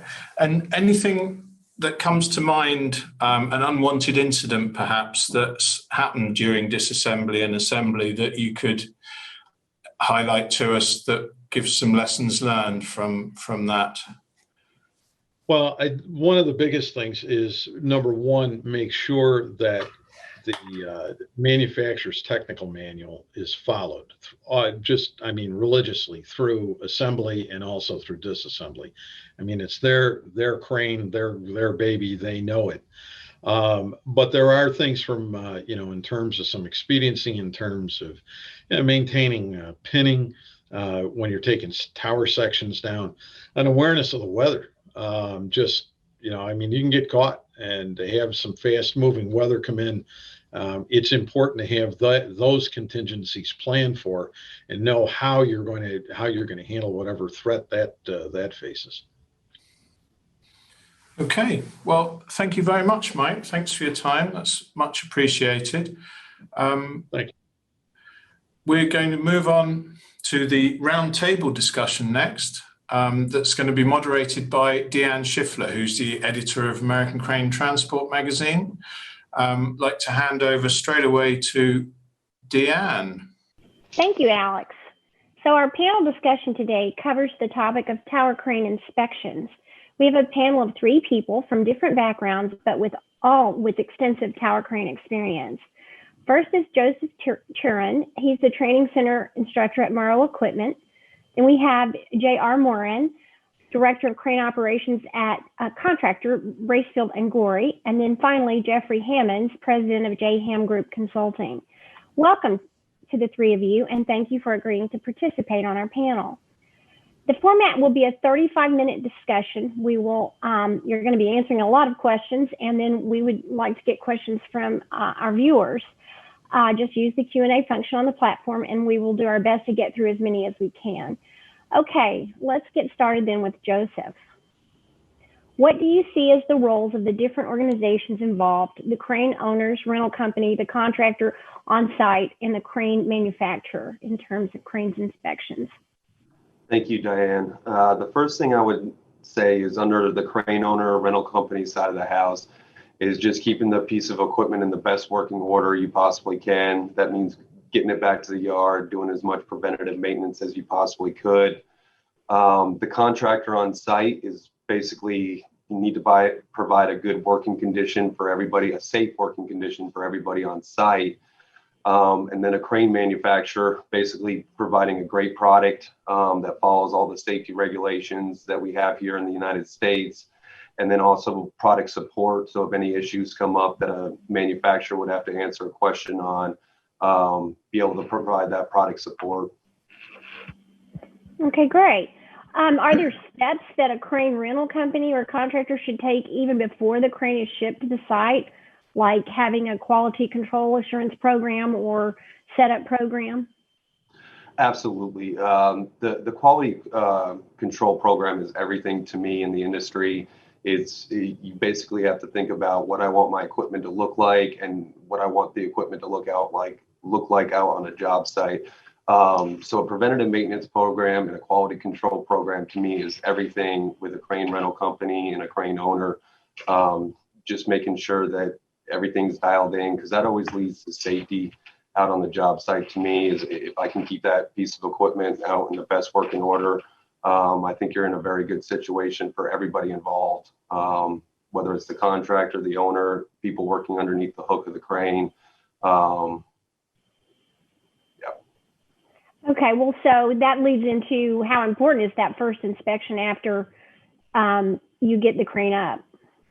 The first inspection after the crane has been erected is essential. It is the inspection before the piece of equipment is put into service. So everything needs to be dialed in, from making sure the limits are set to making sure it is now set up in the correct configuration for the job site. It's not just the first inspection that I believe is important. I think any inspection involved with a tower crane is absolutely essential for keeping everybody safe on the job site. So what's the advice you would give on the frequency of inspections after the crane's been set up and started to work? I think a couple things come into place in that situation. First of all, is looking at the condition of the job site. Is how often is the crane being used? How many hours are being put on while you're actually operating the crane on the job site? Obviously, if the crane's being utilized more on the job site, the frequency of inspection needs to gear itself up. The other thing that I think you need to look at is the kind of weather conditions. Am I, in a high salt air environment? Those type of things, I definitely think that the frequency of inspection should definitely happen a lot more often. But those are the two main things that I always look at for frequency of inspection, is making sure how often is the crane being used, and what type of environment it actually is in. Okay, well, JR, let's talk to you a little bit here. What do you see as the key things to look for during an inspection? What can be forgotten or overlooked or left off the list? Well, Deanne, I think the first thing to think about is identifying the type of inspection that we're going to talk about, whether it be preventative maintenance, post-assembly, pre-dismantle, or even a daily inspection by the operator. So to identify that first, I think leads us to what the key components could be to identify during the inspection. For instance, the correct manuals in the crane. Is the integrity of the various crane parts been compromised, whether it's lacings, pins and keepers, hoist rope, etc. Was the crane properly assembled? The post-assembly inspection should tell us that. Is there evidence of the daily and weekly maintenance being performed? Just to name a few key things. In terms of things that are overlooked, I think many times are limit switches and swing brakes adjusted properly. Is the inspector looking into the actual cab condition, the operator's cabin condition of the crane? And lastly, I would mention electrical connections. Are electrical connections secure in a manner that's not going to cause harm to the actual crane or individuals working on the crane? Joseph, can you add anything to this, his answer there? To me, it's just attention to detail, regardless of whatever inspection you're doing on the job site, from the daily to the annual to the pre-erection inspection. It's the attention to detail. Most people catch the bigger things on the crane, but it's paying attention to the smaller things, making sure cotter keys are in. When you're doing pin connections, it's just, to me, it's a lot of attention to detail and having the mindset that all inspections are important. I think that's very critical in the tower crane business. Dan, I can add a couple things there. Obviously, the rope is very important, probably the weakest link on the crane. Want to make sure you have a process to be able to check that in its usable configuration. at a minimum. The hook and the block, obviously, very important, and one that's often missed. If you have your climber in your out of service position and you have engineering approval to leave it on the crane in that position, don't forget to obviously check that as well in your inspection frequency. Okay, great. Thanks, guys. Back to JR. So how do you ensure that inspections do not become a box ticking exercise and that they're, just run through all the list and move to the next thing, start work? Are you seeing new technology with inspections, using an app on a smartphone? What are your thoughts on this? Well, again, I think we identify what's taking place, whether it be a daily inspection, which is typically performed by the operator, periodic inspections, whether that be monthly, quarterly, whatever the case may be. Those typically vary by crane user, crane owner. That's typically a more thorough inspection, and that individual would have some type of maintenance background, typically, in my experience. And then there's the annual inspection, which is typically performed by a third party. I think checks and balances in place where those are concerned is vital to these inspections. Having more than one qualified individual take a look at these, actually perform the inspections. For instance, from a technical inspection or even an annual third-party inspection, having various individuals that are qualified to perform the inspection do those to just put another set of eyes on the equipment. I do think technology can aid in the inspection process, specifically with the exchange of information. But however, I do not believe that technology will combat complacency. I think that's up to the crane professionals to guard against. And, quite frankly, I think these inspections are going to be only as good as the competency level of the individuals that we put in that situation. So to evaluate the expertise of those individuals performing the inspections, I think are a very important part of this process. Okay, thanks. What role does remote conditioning technology have to play? Well, I think the advancements in equipment telematic software will continue to position our industry to make more informed decisions. I think those decisions will become more proactive based on those telematic advances. The ability to monitor a machine during use is key. And I think as I see telematic software progress, we're seeing the ability to monitor specific crane functions, which will allow us to focus on inspection areas. What are the things that we should be looking for in terms of what's getting the most use, the most wear and tear, and actually key in on those areas during our inspection process. Okay, great. And then lastly, what about preventive maintenance? I mean, that's a part of any good operator, any good tower crane operations group. What about that? Sure. I would say that a preventative maintenance program, despite what an individual's company's program might look like, I think consistency is an advantage there to put a program in place and be very consistent in how you do that. The consistency in which we inspect cranes and how we maintain them, I would always refer back to the manufacturer's recommendations and what they recommend in terms of a maintenance program there. And then I think PM programs address issues in the life of the machine and how crane parts are assembled, whether are we looking at NDT testing during idle time. Are there particular parts that we're focusing on during a crane's time at a maintenance facility versus what we might not completely understand when the crane is in operation? I think the preventative maintenance program gives not only the company but the industry a lot of credibility in terms of how those cranes operate, how they assemble, how they disassemble. I think anytime we think about preventative maintenance, programs to consider quality assurance in that situation is certainly important. So that's something we focus on at Bressel & Gorey, how we're maintaining our equipment. What are the things that we do periodically that lines up with manufacturers' recommendations that help the life of that equipment? Okay, well, we actually got another question in that falls right in line with what you were talking about. To what extent and frequency should non-destructive testing be performed on structural components?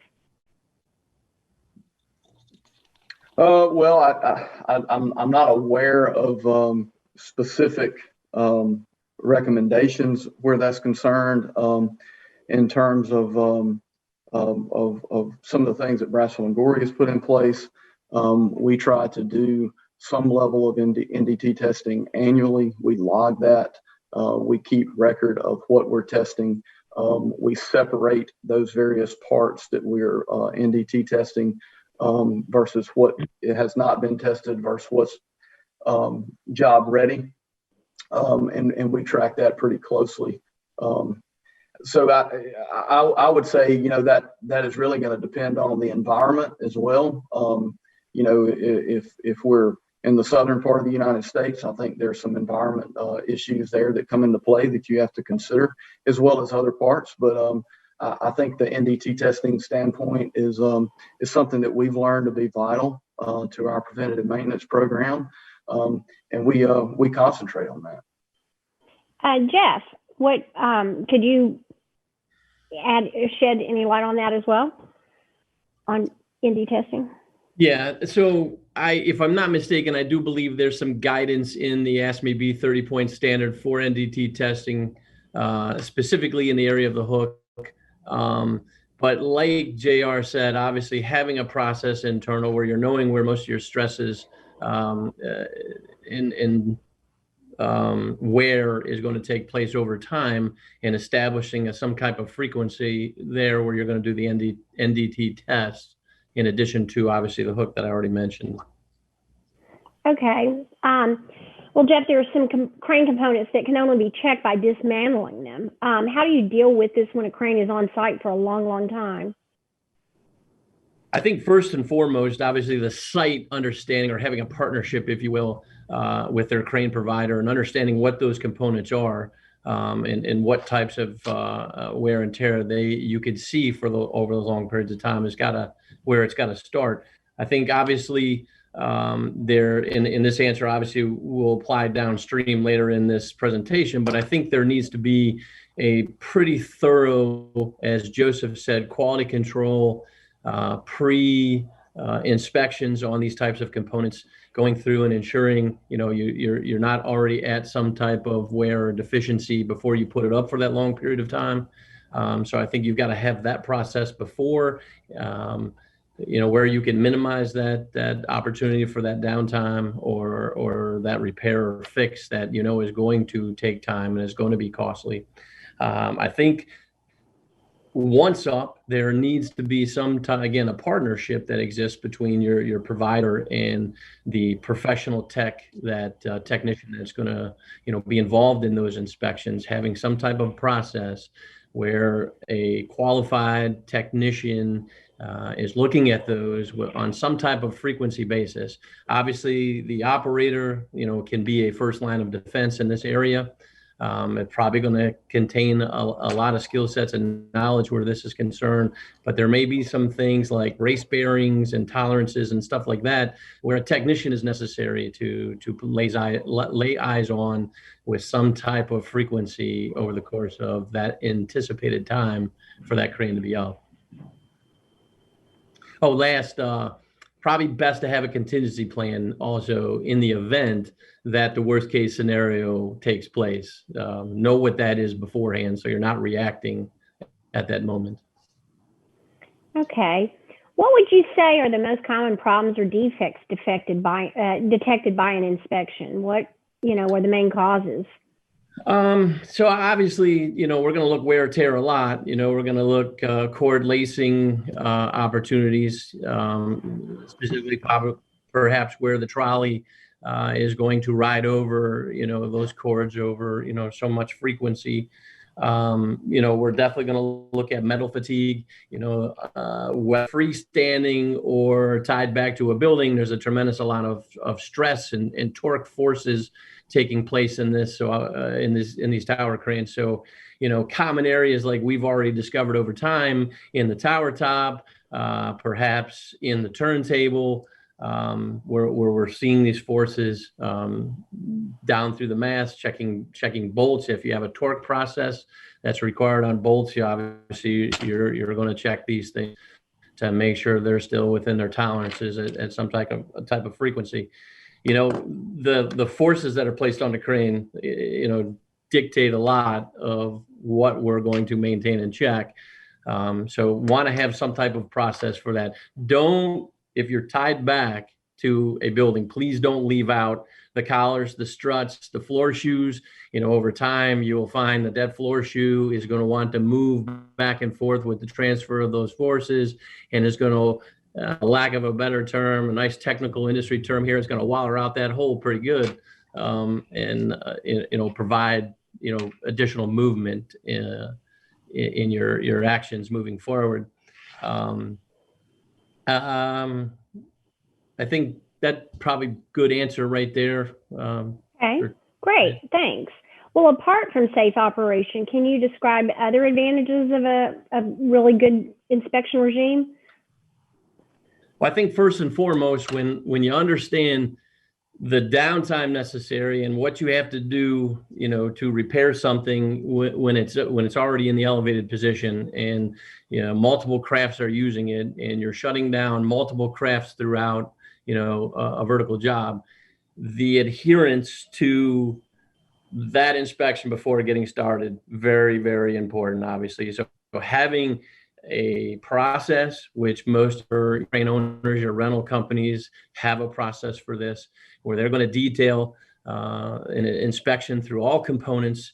They're going to do the factory recall updates. They're going to work in the circuit panels, making sure, simple things like a couple dollar relay is not corroded. That's going to lead you to downtime later, or the excessive heats that you're going to experience in these circuit panels, obviously, are going to lead to that downtime as well, or understanding what the duty cycle for the crane will be and how that relates to the heat in those panels as well. Obviously I mentioned before, wire rope is a pet peeve of mine. So having an adherence, an inspection on the rope, making sure that everything is in good condition, obviously, before you erect the crane. Once it's up there, it is quite the endeavor, obviously, to make those changes. Medical, we want to make sure that everything that we possibly can to ensure that the crane runs without interruption for a long period of time is addressed, because the last thing we want to do is address it in the elevated position, obviously. Joseph, JR, could you address that question as far as a high quality inspection program? I think it's getting the right inspector for the job, first of all, making sure that they know what they're looking at. So I think it starts with a qualified inspector. And then I think it goes back to your quality control program at the end of the day. I think that the better care you take of your piece of equipment, the longer it can stay up in the air, the less likely you're going to have maintenance issues up on the air, because it is a rather big deal to do certain things up in the air. So I think that if you can have the value of making sure your equipment is in the best possible shape before it actually goes up in the air, I think that's that's what you need to be looking for as an inspector, of just kind of the care of the piece of equipment, to me. JR, do you have any other? I would echo Jeff and Joseph's comments. I would say for crane owners, historical data in terms of wear parts is very important, being consistent about how we monitor that. And then for the end user of tower cranes, being very consistent and thorough with inspections, whether it be daily or more periodic inspections. And again, the competency of the inspector whoever that is on a given day or a given inspection is key. Okay, well, we've had several questions actually come up, and they were a part of our initial questions on the use of drones for inspection. Jeffrey, you seem to have some experience with this. Could you tell me what experiences you have using drones to inspect tower cranes, and what do they bring to the picture? Sure, absolutely. Let me preface my answer, obviously, first and foremost with, I'm a firm believer that the inspector themselves is the key component to this process. So, where possible, using, an actual inspector, somebody you pre-qualified, somebody carries a reputation to conduct and not buy an inspection, obviously, are very important. Where do I use them at? I use them quite a bit, obviously. Anywhere where the access egress position for the inspector is tough to get to while the crane is up, I go ahead and use the drone. The equipment and the technology that exists today, the sizes of them, coupled with the 4K, 8K, believe it or not, camera capability, the gimbal that holds everything nice, steady, and true, allows you to look at things really closely and zoom in on them once, obviously, you've completed your film, and you can do it real time right there on if you're using your phone as your remote, or you're using a separate remote that comes with them. If you're really technical, you can get into drones that require two people to operate them. One's going to operate, one's going to film, which even raise your level of sharpness, raise your the completeness of the inspection using the device. I use them when speed is necessary, to substitute the actual person to investigate. I use them when something is hard to get to that we need to see. And I can even tell you, when you do have an unfortunate mishap or an event, the drone comes in very handy to check those first before putting a human being out there in possibly in an unsafe position, to make sure things are in an appropriate position so they can go access it. What are the limits or like potential dangers of using a drone out on a tower crane job? Well, I can tell you now, it's never been more difficult. Today, given the size, there's an FAA, policy regulation out for this. Obviously, you have to obtain your license to fly. So you'll get a FAA license once you go through the process. Your equipment will be required to download software from FAA that will control the zone where you can and cannot fly, and it won't permit you. It'll freeze the ability to do those things. So the danger here obviously is lessened, but obviously when you're flying something, let's say close to a heliport, like a hospital, or a dense urban setting where you have that type of traffic, where you can get the drone up into air traffic levels. Right now 400 feet tends to be the limit for the drones. I can tell you I have flown higher than that. So inspecting something that's on the side of a tower, that tower crane is up at 700 feet, is going to be a challenge. And there's a lot of approval processes you have to go through for that. But that's obviously one hazard, is getting those up into air traffic controlled zones where low flying traffic tends to be. Being close to ports or being close to things that are controlled. Believe it or not, I was flying over a state house not long ago doing film for a state house, government facility, and the location of where certain VIP, mayor, governor, and alike, it prohibited me from flying over their office. So if you don't have these things, the danger can be yourself in facing some legal and unwanted police interaction, I would believe. So I'm going to open this up to the group. Back my last question on drones. Do you see more specialists like you, Jeffrey, providing these services, or are tower crane rental companies getting involved in using drones to do their inspections or part of their inspections? For me first? Yes. Okay. And I could tell you I haven't seen a large population of the switch to a drone for inspection. I can tell you while doing research for this conference, I have definitely came across organizations that solely do this. They do this from a two operator drone type of situation where you've got the pilot and you have a professional videographer who's working the camera and the gimbals and all that stuff. I can tell you there's a benefit to it at times. There's obviously a lot of regulation. I can foresee real soon there being in control probably from FAA or OSHA with the use of these things, in these purposes. So it's there, but to me, I wouldn't necessarily say it's heavily populated to use in the inspection.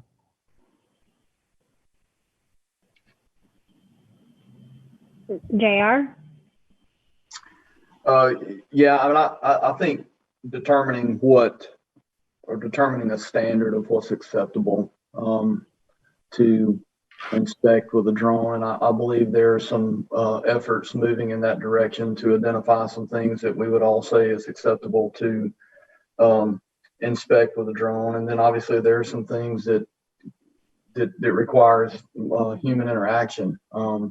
I think some of your internal support sheaves and the hoist rope and, even the tightness of bolts is going to be something that we're going to rely more on human interaction rather than drones long term. However, I see this portion of our business evolving just like many other things, and advancements are already underway. And I think in the right situation, drones are very beneficial. Okay, well, we've had quite a few questions come in, some of them quite technical. So I'm going to ask them and let you guys just raise your hand and take one.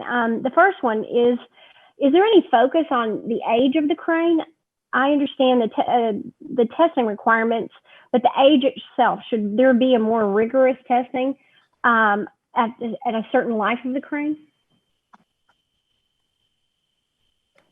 I personally think that as the crane gets older in situations, I think it goes back to that attention to detail. As the piece of equipment gets older, it goes back to how often are you inspecting the piece of equipment, what everything actually looks like on it. But that's how I start thinking about equipment as it starts to get older is, the fatigue of the metal. So you have to start thinking about those things in the long term. But it goes back to the inspection side of the house and maintaining your inspection just to make sure that that crane is in the best quality before it goes up in the air and while it's on the job site.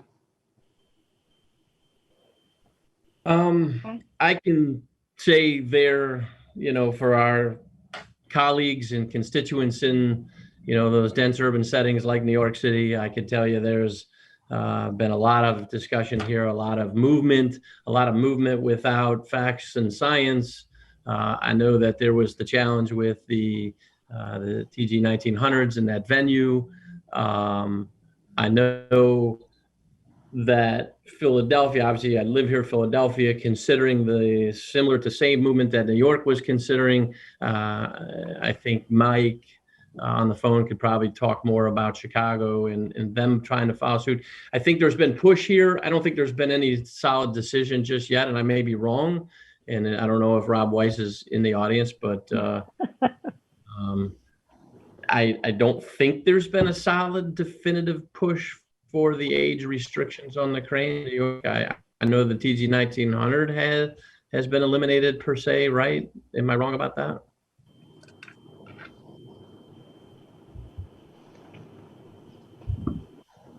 Well, I think that we've had some really good discussions here. I really appreciate all of you showing up today and helping me answer these questions. And there will be some more questions that we have that we will email to you guys because we got quite a few. But we're about to run out of our time here. I want to thank you very, very much. And back to you, Alex. Thanks very much, Deanne. Nice job.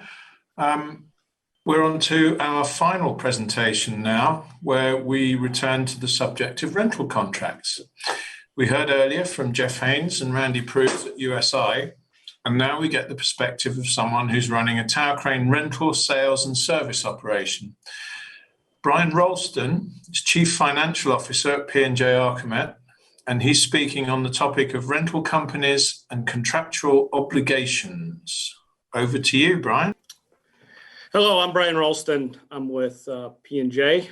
I've been with P&J for over a decade. I'm our Chief Financial Officer, and I am in charge of all of our financial operations, including risk management, the back office operations, and insurance.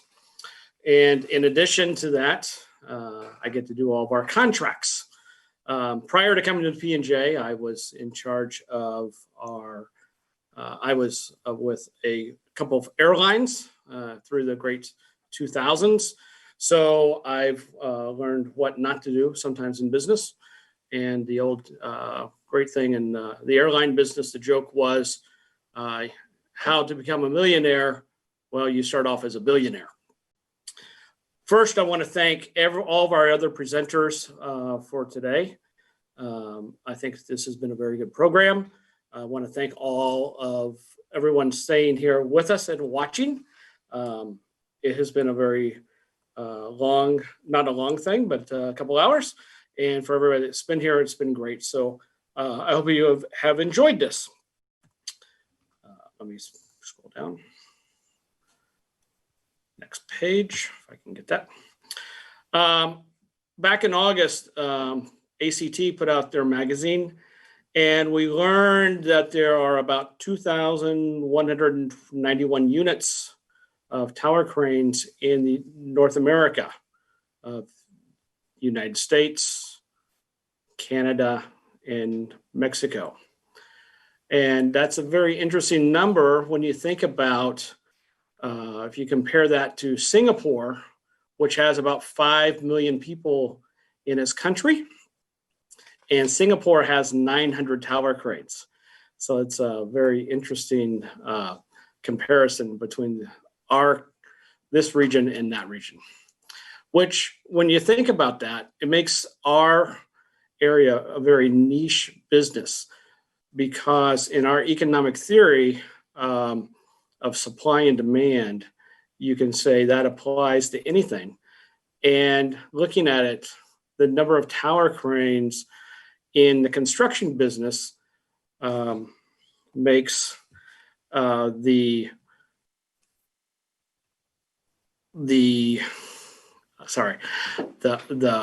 tower crane business very, very small segment. So our numbers tell us, all of us tower crane providers need to stick together because we can then make some demands of others in our business. In the economic area that we're in with this uncertainty today, there are pressures that we're all going to experience. And those pressures tell us that we may want to sometimes accept contract changes that could have future unintended consequences. And those are sometimes things that we may or may not want to accept. And unintended consequences are things that we probably don't want to accept. So we may want to ask ourselves, do we want to do that? And the answer probably should be no. So that then gets us into looking at our contracts. Every one of us on this call every day has to look at scope of works, and we think about those. Every one of us on this call is an entrepreneur in one way or another. We're either owners or senior leadership or a project manager, an estimator, maybe a salesperson. We're all vested in different degrees in the business. We look at operational challenges, and those operational challenges lead us into scope of work creep. And we all talk about that a lot. Budgets, delays, project, which then could lead to project failure. In all of our businesses, we all have our own ways of dealing with that through the scope of work, through a schedule of value processes to identify those problems. And that leads us to ratios, which lead to cost and ultimately affects cash. But what we want to do is we have to think about other things. So let's digress. One of the things we at P&J talk about a lot is another term called contract term creep.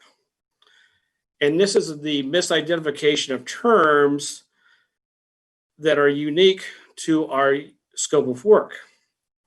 Every day, I think more and more of us are seeing in our businesses that our customers are now saying, no, we don't want to use your contract. We want you to use our contract. And we're seeing that more and more. At least we are seeing that here in P&J. I would think some of the other rental companies are probably seeing that. And our traditional simple rental agreements are moving towards the more complex AIA contracts, which don't really apply to our rental business. If you think about it, an AIA contract is really written for a drywall guy, if you think about it, not a rental equipment contract. So that makes it really tough. The art of finding a good deal is finding common ground, creating a win-win for both parties. So in these economic times, in the tower crane industry, we have to find core values and stick to our core values as a group and not go off the reservation. We want to stay competitive. We as a group want to remain competitive amongst ourselves, and that our competitiveness amongst ourselves needs to stay at service, safety, equipment, and price. We don't really want to get competitive on what I would say wackadoodle terms within the contract and going off the reservation. A minute ago, I talked about AIA. The AIA, which is the American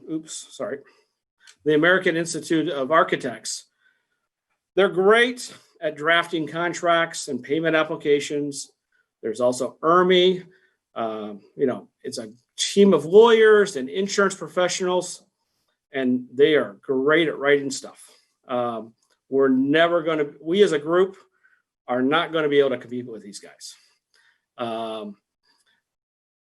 They write the contracts in a way to be friendly, but they force us to review many, many documents, and we have to do it. If we try to sign a contract without reviewing all the documents behind it, we're always going to lose. So as a group, we have to remember to always read everything. And, I get to read a lot. I have lots of paper in my office, or I will read a lot of documents.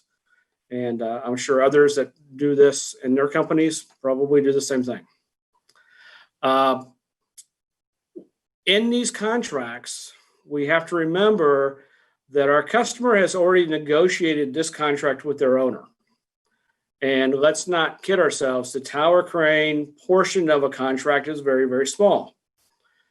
And probably a lot of rights have already been given up concerning the tower crane within the contract. So it's our job to make sure that we swing the pendulum back towards the tower crane operator, us, in our favor.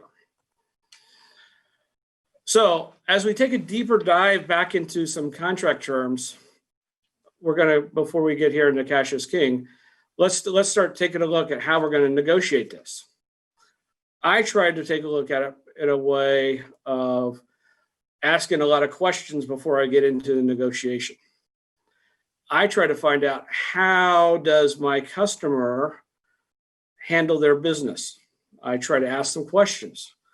How do they handle a bare rental if they rent, let's say, a generator? How do they do it with let's say, United Rentals? Just how do they handle some of the questions that I try to just gather information. How do they handle a rental of a scissor lift?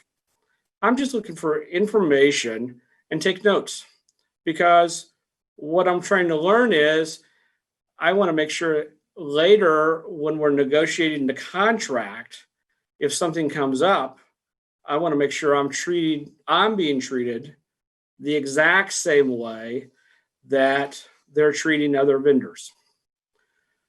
Let's get into payment terms. That's kind of why we're all here, right? Cash is king. And when we get into the payment terms, there's lots of things that they're tricky words. Condition precedent. We all see that. Pay when paid, paid if paid. We have the most important piece of equipment on the job site. The tower crane controls a lot of things. The tower crane is moving material all around. So we want to try to make sure that the tower crane is put into a position that it helps everybody get paid. We're going to talk about that in a second. We want to try to avoid retention. More and more, we got to understand that people say we need to get retention from everybody. Maybe not. There's a couple different ways. Let's talk about, what does the tower crane do? We move things from point A to point B, right? So once we move the rebar and they move the rebar, we're kind of done. And the retention is what? A clawback, really, for them to try to get something from us later. So if we think about it from a different perspective, maybe we should say, once we have moved that rebar and somebody else has moved it, we've done our job. So there is no retention. Or if you really want retention, let's increase the contract value by the value of the retention. And at the end of the job, we will give you a deductive change order for the value of the retention, and we'll step away from the deductive change order. Maybe it's a different way to look at it. One of the other things we have to think about is looking at the conditional and unconditional waivers that come with payments. Make sure your accounting staffs are always reading the fine print. Those can get very, very tricky.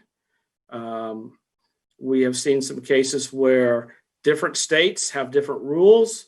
P&J is a multi-state provider, and we see sometimes one state will have one thing, another state will have a different item, and depending on where you're at, that dictates when you need to turn that in.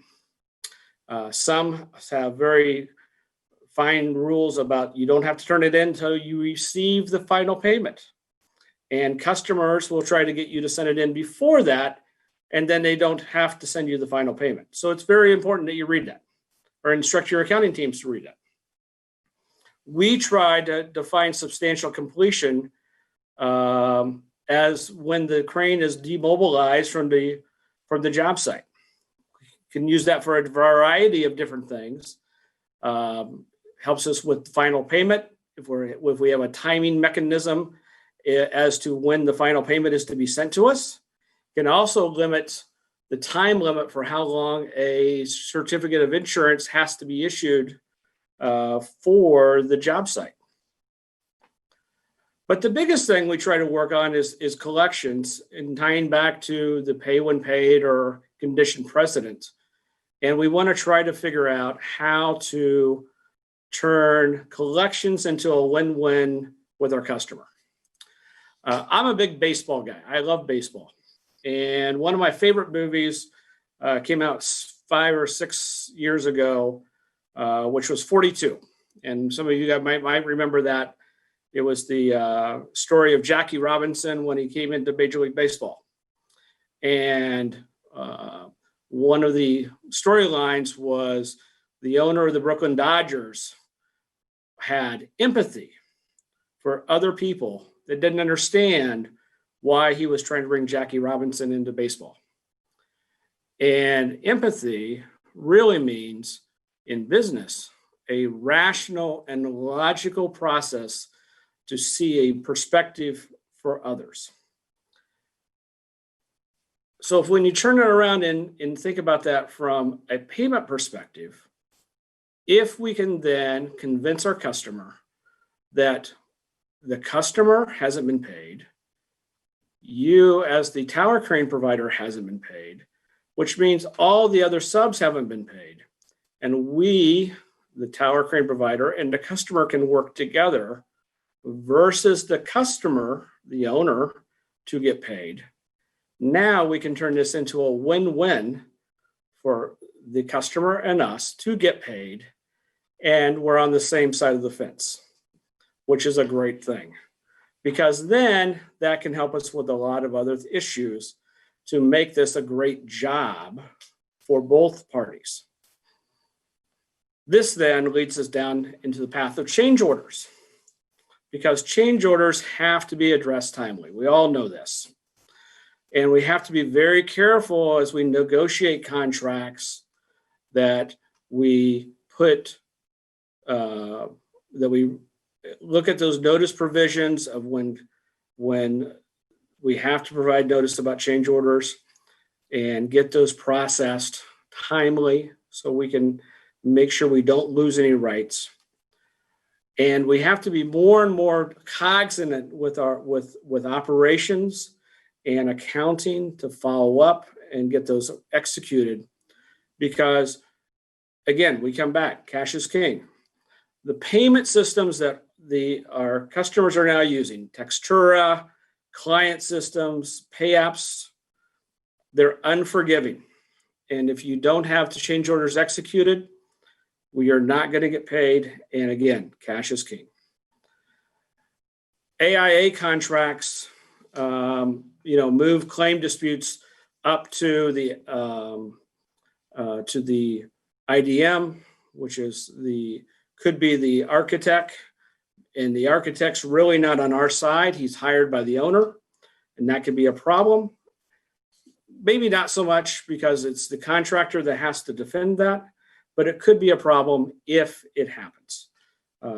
Maybe a little risk in our case, but we just have to be aware of it. One of the other big issues that comes up in contracts that we're seeing more and more is a clause called time is of the essence. I think sometimes we see that and we just say, oh, time is of the essence. We say, oh, we sign off on that. And we got to be very careful about that because this is a legal term. And it comes across in bold type. And, when we see this, it means failure to act within the time required is a breach of contract. And we want to try to cross that out. Because if it's not in there, the modern view is if it's not in, there is no time to the essence. And courts generally rule that if you use your best effort, then you use your best effort. And that's what we like to do. And we as tower crane providers, we have some issues that cause us not to be able to use where time would be a problem, weather, power, site conditions. And if we don't limit that exposure that happens with installation or climbing or demobilization, our client could come back to us later and try to have a clawback as part of and have recourse. And we would have a real tough time. So we have to be very, very careful with that. So we always take a really hard stance on those types of problems. One of the big things that always comes in every contract of these AIA contracts are damages. We all see it. I always love it when I see it. Delays, indirect, liquidated, punitive. I see it, and we want liquidated damages of $10,000 a day.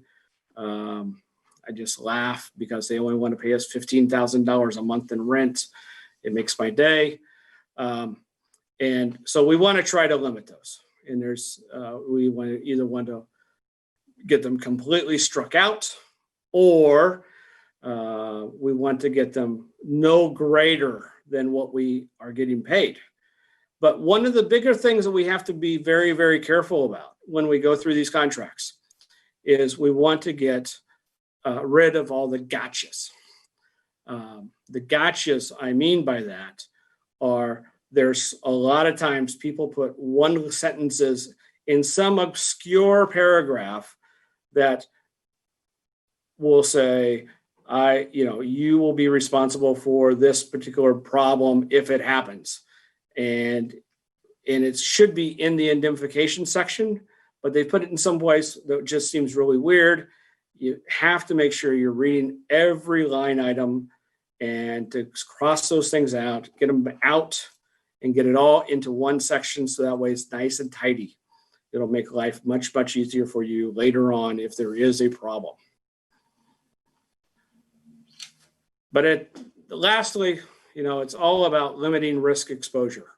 You have to know exactly what your scope of work is. That will help us help you stay aligned with your contract and not have any problems.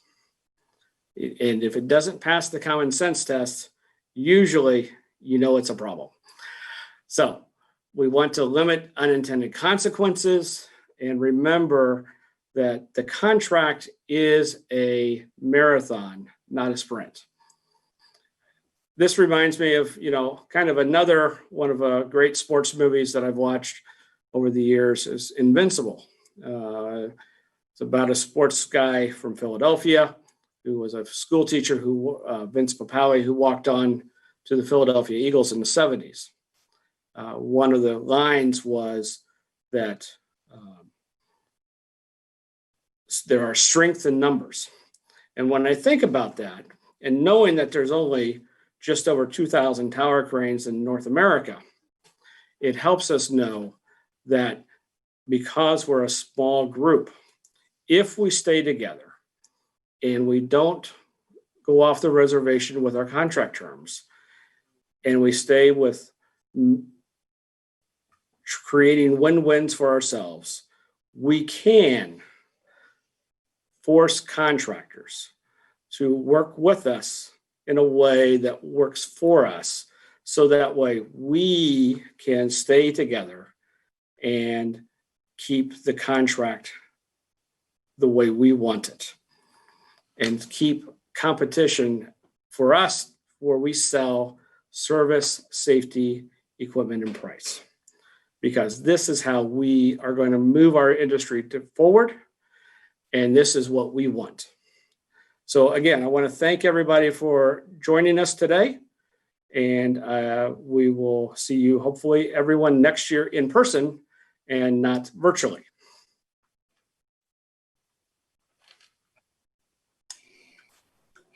Okay. Thanks very much, Brian. That's Brian Ralston at P&J Archimed.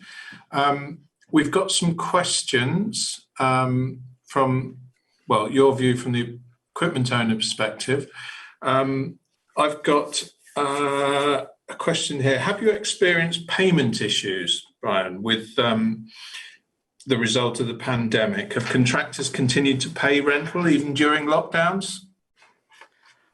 We have not had any problems at P&J.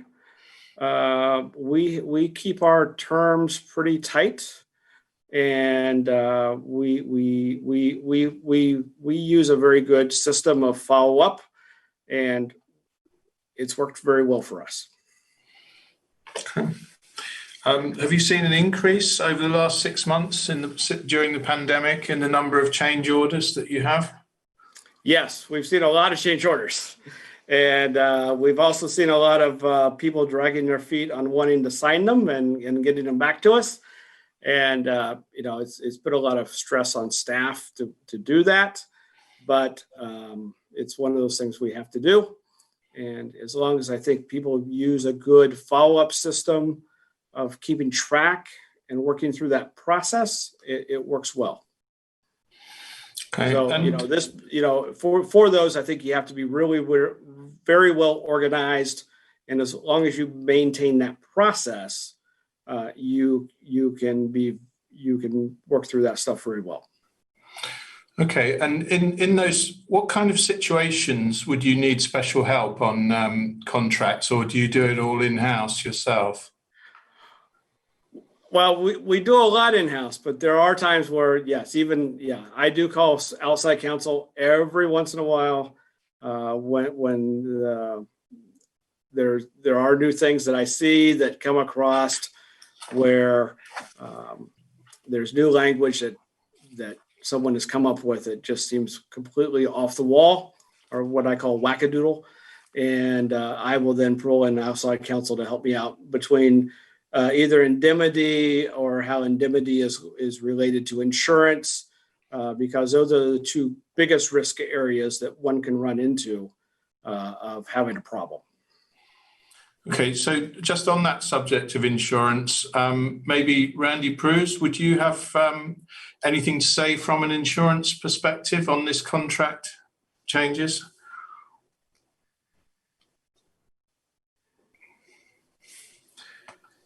Gotta unmute myself.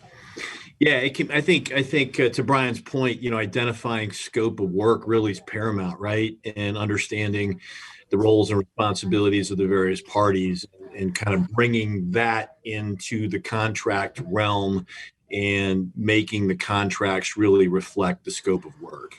So I appreciate Brian's approach to things. And it is difficult. There's so many things being put into these contracts and agreements that don't apply. And it is time consuming going through the contracts and agreements and getting that to a point where it has true application to the scope of work. Thanks, Randy. Thank you. Brian, one final question. You, as Morrow, are involved both in sales and rental of tower cranes. How's the pandemic impacted you? How do you see 2021 next year turning out? We see 2021 a little softer than what we had hoped from our initial projections when we started working on our first 4-year plan. But we look at it being overall very positive from what it could have been. So we're cautiously optimistic that it's going to continue going well. Good. Thank you very much, Brian. Someone has commented actually about the movies. You were talking about 42. Someone says that The Rookie is a better movie. I don't know what you think about that. I haven't seen either of them. So. Oh, that Rookie was kind of cute too. Uh-huh. Okay. Thanks very much, Brian. Thanks a lot. Thanks to all our other speakers. That's the final presentation today. We appreciate all the time that you've shared with us, your expertise. Thank you very much. Thanks to the sponsors, again, the headline sponsors who are Comansa, Hasso, Potam by Manitowoc, and Terex. 7 supporting sponsors, ENG Cranes, Morrow, Pinch Bubenza, Quartz, Rayco Wiley, Wolf Cran, and Zoomlion. So once again, thanks to our event partner, SCRA, for its help with the event. That's the Specialized Carriers and Rigging Association. Thanks to the technical specialists from CrowdComms who helped us put this together and manage the event. Thanks very much. Next year and the year after already, 21, 22, we hope to hold the Tower Crane North America sister event, International Tower Cranes, ITC, in Paris, France, probably June next year. There's a degree of uncertainty about physical events still, of course, but we hope it'll be possible.